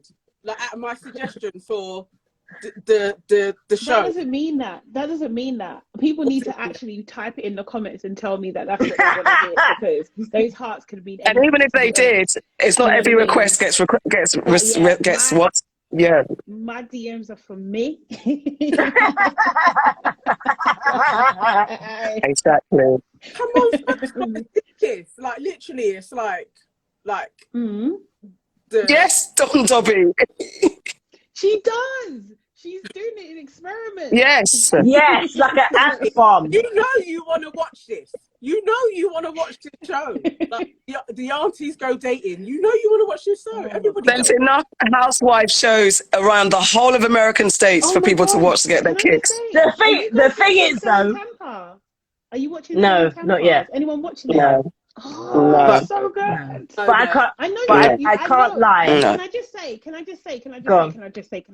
Yeah. No. I know, Auntie AK. I know you hate reality TV, but it's a good reality show. Like it really is. It's all about Black empowerment. She owns her own brokerage kind of thing. She's the only. I think she's one of the but one of the only like Black-owned brokerages in the area that she's in, and it's all Black women or all kind of ethnic minorities that run. So I know you hate that term, but there's other than Black people there. That I'm gonna tell you. I like that. Other than Black people. Really good. The clothes are good. What they talk about is good. It's just so good, and it's like I'll watch one episode. I will watch one episode. It's on my watch list. I'll watch them tonight. If there's any nonsense, ratchetry, then I'm not watching it. It's not even super ratchet. It isn't. It really isn't. It's like it's ratchet light. Okay, I'll try one. It's weird. Do you watch? If you watch Selling Sunset, you can watch this. I think I like to watch that. You didn't watch Selling Sunset? I watched Selling Sunset is pretty interesting. And I was like, I'm not. It was too scripted. Yeah, it is. I mean, this is scripted. No, I don't like it. It is. Oh, see. But if you can watch some other things, I don't understand why you can't watch this. Yeah, I was just gonna say that. Okay, you can't tarnish every single reality with the same brush. You can't say that. I'm sorry. You watch Black and White Little Piggies. Talking about Did I do it on purpose, or did I have a commitment to watch it? We had to watch that. And did I like it? I hated it. I hated it, remember? It's not like I endorsed it. I never endorsed that film. So please, can you watch Still in Tampa, please? I'll watch Seriously. it. No, I said I'll watch one episode and see. Yeah. Okay, cool. Thanks. Thanks. Have you guys seen Spider-Man yet as well, by the way? No, don't talk about it's it. on my watch list. No spoilers. I'm like so infuriated because there's so many spoilers out there, and it's fine. There are. There's loads. Yeah, I've watched but it. It's epic. I want to go. I know you watched it. I saw that you watched it, and I was like, she went and watched it. Next week, I just didn't comment on it. No. Oh my god, yeah. Here she goes. No. But see what had happened was. But honestly, I've been out stop shouting. It was a family thing, and it was the last day before I was flying out, and they actually got my nephew. Do you know what I mean? To come, my baby nephew, he's like almost 1, to come down and stuff. Like just, do you know what I mean? And it was very nice. So yeah, super cute. Fair enough. In here, he's gorgeous, man. Yeah, your nephew made my ovaries hurt the other day. Oh. I was like, oh my god, it's so cute. He's learning to like the ovary the ovaries start talking. Yeah, man. Someone in my family needs to have a baby. My sister Tara, hailing you out. She'll hate that. I swear she's on him. It's time for you to make a baby. Get me? Like I need some fat cheeks. It's been a while. Like usually we have a baby. There's like 2 every year. It's been a while. Like someone needs to pop one out. Don Dobby is really trying to create with Auntie Nana. Don Dobby, you're not a producer out here. Allow it. If you're gonna London do Love reality Hunt. show, I'll do that. London Love Hunt. love Oh my that. god, it sounds so no. Like we're on the hunt. I don't like that. Yeah. No, thank No. you. This Real Don Dobby, auntie no. suitors. on here, look at our usual show. So I guess this is a resounding, maybe we should do this from time to time. More often. Yeah. Would you come back? Would you come back and watch us if we done this again, guys? Hello, folks, would you come back? If we came on live on IG once a month, would you come and join us, chewing the fat, chatting shit? I think they would. There were supposed to be drinking games today, but only me and There Auntie was. Nana. Obviously, because me and Auntie Nana are the Yeah. good Geminis of the group. You know, the Geminis are always on point. Just gonna say Or that. maybe the ones that just prefer, like, We came you know, with our alcohol. like alcohol. Auntie I missed Shani, that do memo. not I wasn't even going to Do not join. try it. Yeah, you like a juice as much as we do. Don't try it. I'm a lightweight, man. In fact, when I wasn't looking at your stories earlier on, I'm sure I Yeah. saw a nice cocktail by the pool. So don't try it. Maybe. But I'm not even like Maybe. from it now. I absolutely no. I like alcohol. Like people like water. I actually think it's a legit. Yeah. Ooh, It quite You like sounds alcohol hot. like people like water. Yeah. Sorry? I get it. Like there's certain alcohol I drink and it's like juice to me. It's nothing. yeah. Oh, You know. wow. Okay. It seems to be a resounding yes that everyone wants us to do this once a month. That's good. Who would Okay. say no? I can't imagine anyone saying no. This has been good. Even annoying internet issues aside. Tell me. Yeah, I Tell want me you if it's a guys to no. do it once a day. Like, why is he saying yes once a month? What are you saying? I'm taking that personally. It's too much. Why are you? Oh my Leave my God, you cousin literally alone. said once. He said yes because that's what we put to them. That's Roland, you know. Like, leave Auntie me alone. Nana, Auntie Nana you're is the being mischievous unreasonable. one of the group. She is, isn't Auntie she? Nana's the Like, mischievous. she's the one. She's the mischievous one. She does It's go on the like married she's ones. sweetness and light. She ain't. It's the married ones. It's the married ones. They're the dangerous ones. In it. So yeah, I guess are we wrapping up? I think that's Yeah, it. let's wrap up. We're wrapping We've up. been Yeah. on a while, man. We've been here for a while. Much longer than we said. We said an hour. We've been Yeah. there a long My time. phone We is did. actually Yeah, fucking up. Like chatting. Should we sing a Christmas carol to everybody? No. Why you gotta ruin it? Why you gotta ruin it, man? There's always a Because wait. Can I tell you why? I was listening to our lost episode the other day, the one that we did at your house, Auntie Sade, Oh yeah. and I was in stitches. I was creasing up. Everyone, go check it Is out. that the Our lost one where episode. Can't remember you what number were it out is. of control, Auntie Farah? yes. All of us were out of control, apart from you, because you was like, my No. body's a temple. But that episode made me laugh because there was a part where we sang and we were so in harmony, and then at the end of it, it's like we were already proud of ourselves. We were like, oh, okay, look at us, aren't we great? I So can't. I was like, yeah. My singing. Oh, this is when you wanted to create sisters with aunties with voices or something. Isn't Yes, We And are. that's when Auntie That's a Nana- real thing. it? Okay. That's when Auntie Nana was being very strict, and she was like, no, just the verse and the chorus, that's it. One verse, one chorus. I know. Imagine sobering up. I don't. Yeah, Auntie Nana has her regimental phase, and then she's got a mischievous phase. It's all very Gemini. I mean, I didn't even think about that. Yeah, it's the sides, isn't it? it is the sides. I can't even lie. It's the sides, man. It is what it is, man. Yes, But me and yes, thinking I'm very pissed. we have the sides where where the sides of the coin. Sides of the coin. We are. Okay. Yeah. Okay, Definitely. guys. I guess it's, Yeah, all right. Gabna wants us to sing. You see? Go on, what should we sing? What are you gonna sing? I'm going to sing Mariah. Let's see if we all sing the same. Let's see if we sing the same thing. Let's see if we all sing the same song. Just go 1, 2, 3 and see what we come up with. No, that's gonna sound like a Oh, meme. Are you serious? let's do where we say a line, just say a said line, say a line. Okay. I just said what we're going to do. Can I? I just said what to do. Okay, yeah, go on. Can I start? Let's play this game. Oh my god, yeah. Yeah. It's got to be a Christmas. It's got to be. It's got not a lie. It's got to be a Christmas carol. Yes. The Christmas song on the veranda. Guys. Yes. Go on. Christmas song with 4 guys.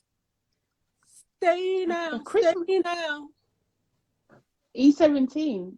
You got to sing the line. Oh, sorry. I mean, mine was a lot more silly and fun, but okay.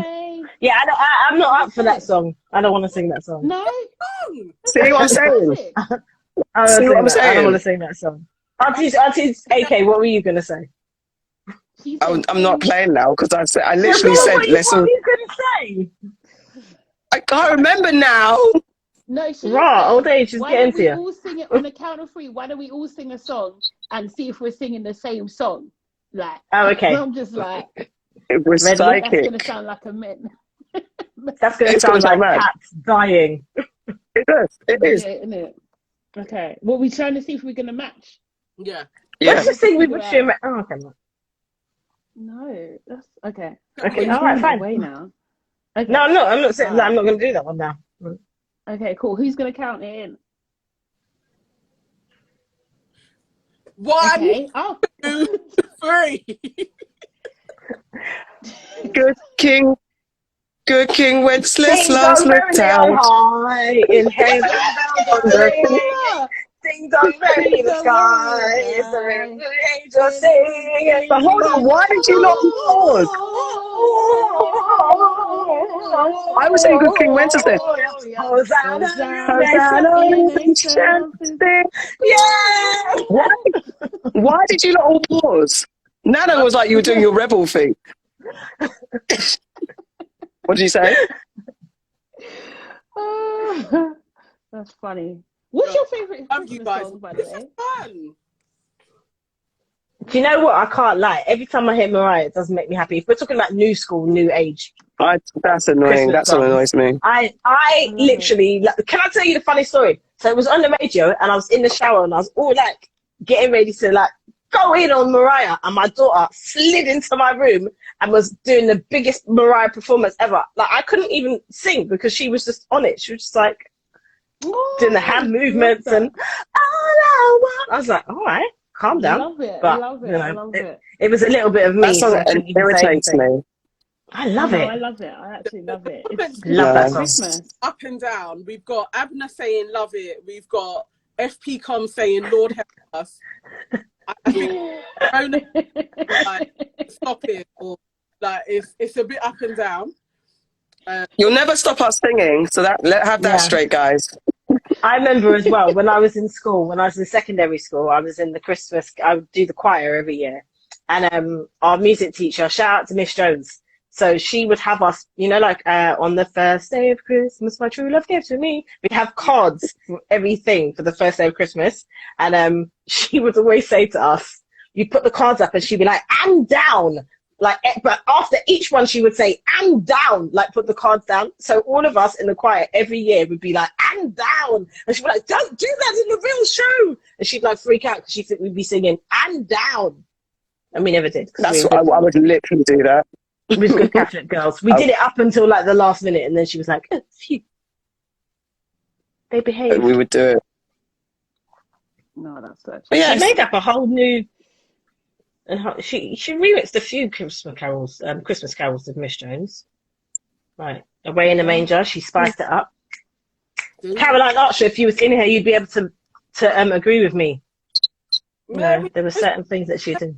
Lovely, all of you. Oh, and what's that? This Christmas is my favourite Christmas song. By who? Because there's a few versions. Well, whatever the most soulfulest, funnest version. That version.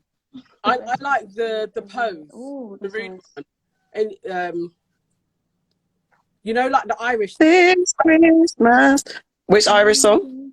Oh, that one. And the girls are ringing out on Christmas Day. Oh, I like that song. By the Pokes. Is it by the Pokes or the Pokes? Pogues. Is it the Pokes? Yeah. And the bells are ringing out on Christmas Day. Yeah. Yeah, I don't mind that. And what about the other one was you're a thief, you're a scoundrel, or That one. Yeah, What's that's that the one one. again? Oh yes, That's the one. yeah. Is that the same song? I like Yeah. Yes, that's the beginning part, isn't it? And it goes into that. Yeah, I like that song. I like Santa Baby. That's probably my favorite Christmas Oh, song. I like Oh that my as well. goodness. That's cool. Yeah. But it's not my I think it's favorite, but I cute. like it. Yeah. Santa.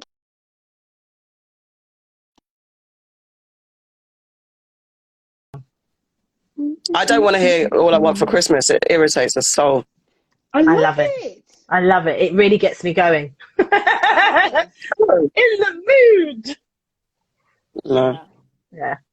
I don't like Christmas albums in general, to be fair, but there's one or two songs I'll get by. Oh my god, no, Destiny's Child was classic Christmas album. Oh Sorry. no, I hated their Oh, no. Christmas.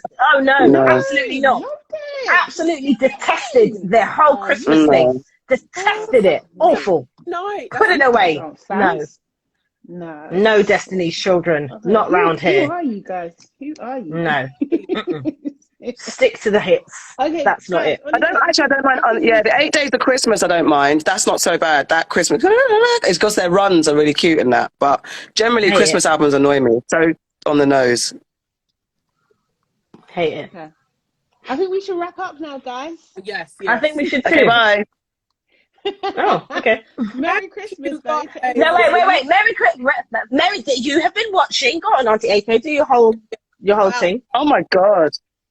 Yeah, this has been Your Aunties Could Never live episode. Was not prepared for this. Thank you for listening. We will be back next month with another live. Next week? No, I'm talking about the live version. We're back next week, I think, but okay, yeah. I'm talking about the live. Oh, We're back on Instagram live next week. What is wrong with me? And yeah, just join us next week, man. We'll be back with comms about what's happening next week. I'm not prepared for this. I know it's a different version. I'm confused. Bye, guys. We'll sort it out for next time. Happy Christmas, Just y'all. bye. Merry Christmas, guys. You know where to find us. Amazing Christmas. We really love you guys. Follow us, May like, subscribe. all your dreams come true, and may Santa be good to you. Yeah. And also, jingle bells, planting every day. Also, Can't argue with that. having a great Christmas and you want to just chat or whatever, like hit us up because we're about. Like, don't think that Christmas. Yeah, we'll jump on a live if you want to. If you're bored, we might jump on a live again. On Christmas Day, if it's boring and we've got time, we might jump on a live then. Like reach out to us. Like, definitely remember, it's just one day. Think of your mental health. Yeah. Reach out to us. We are here because we are the aunties.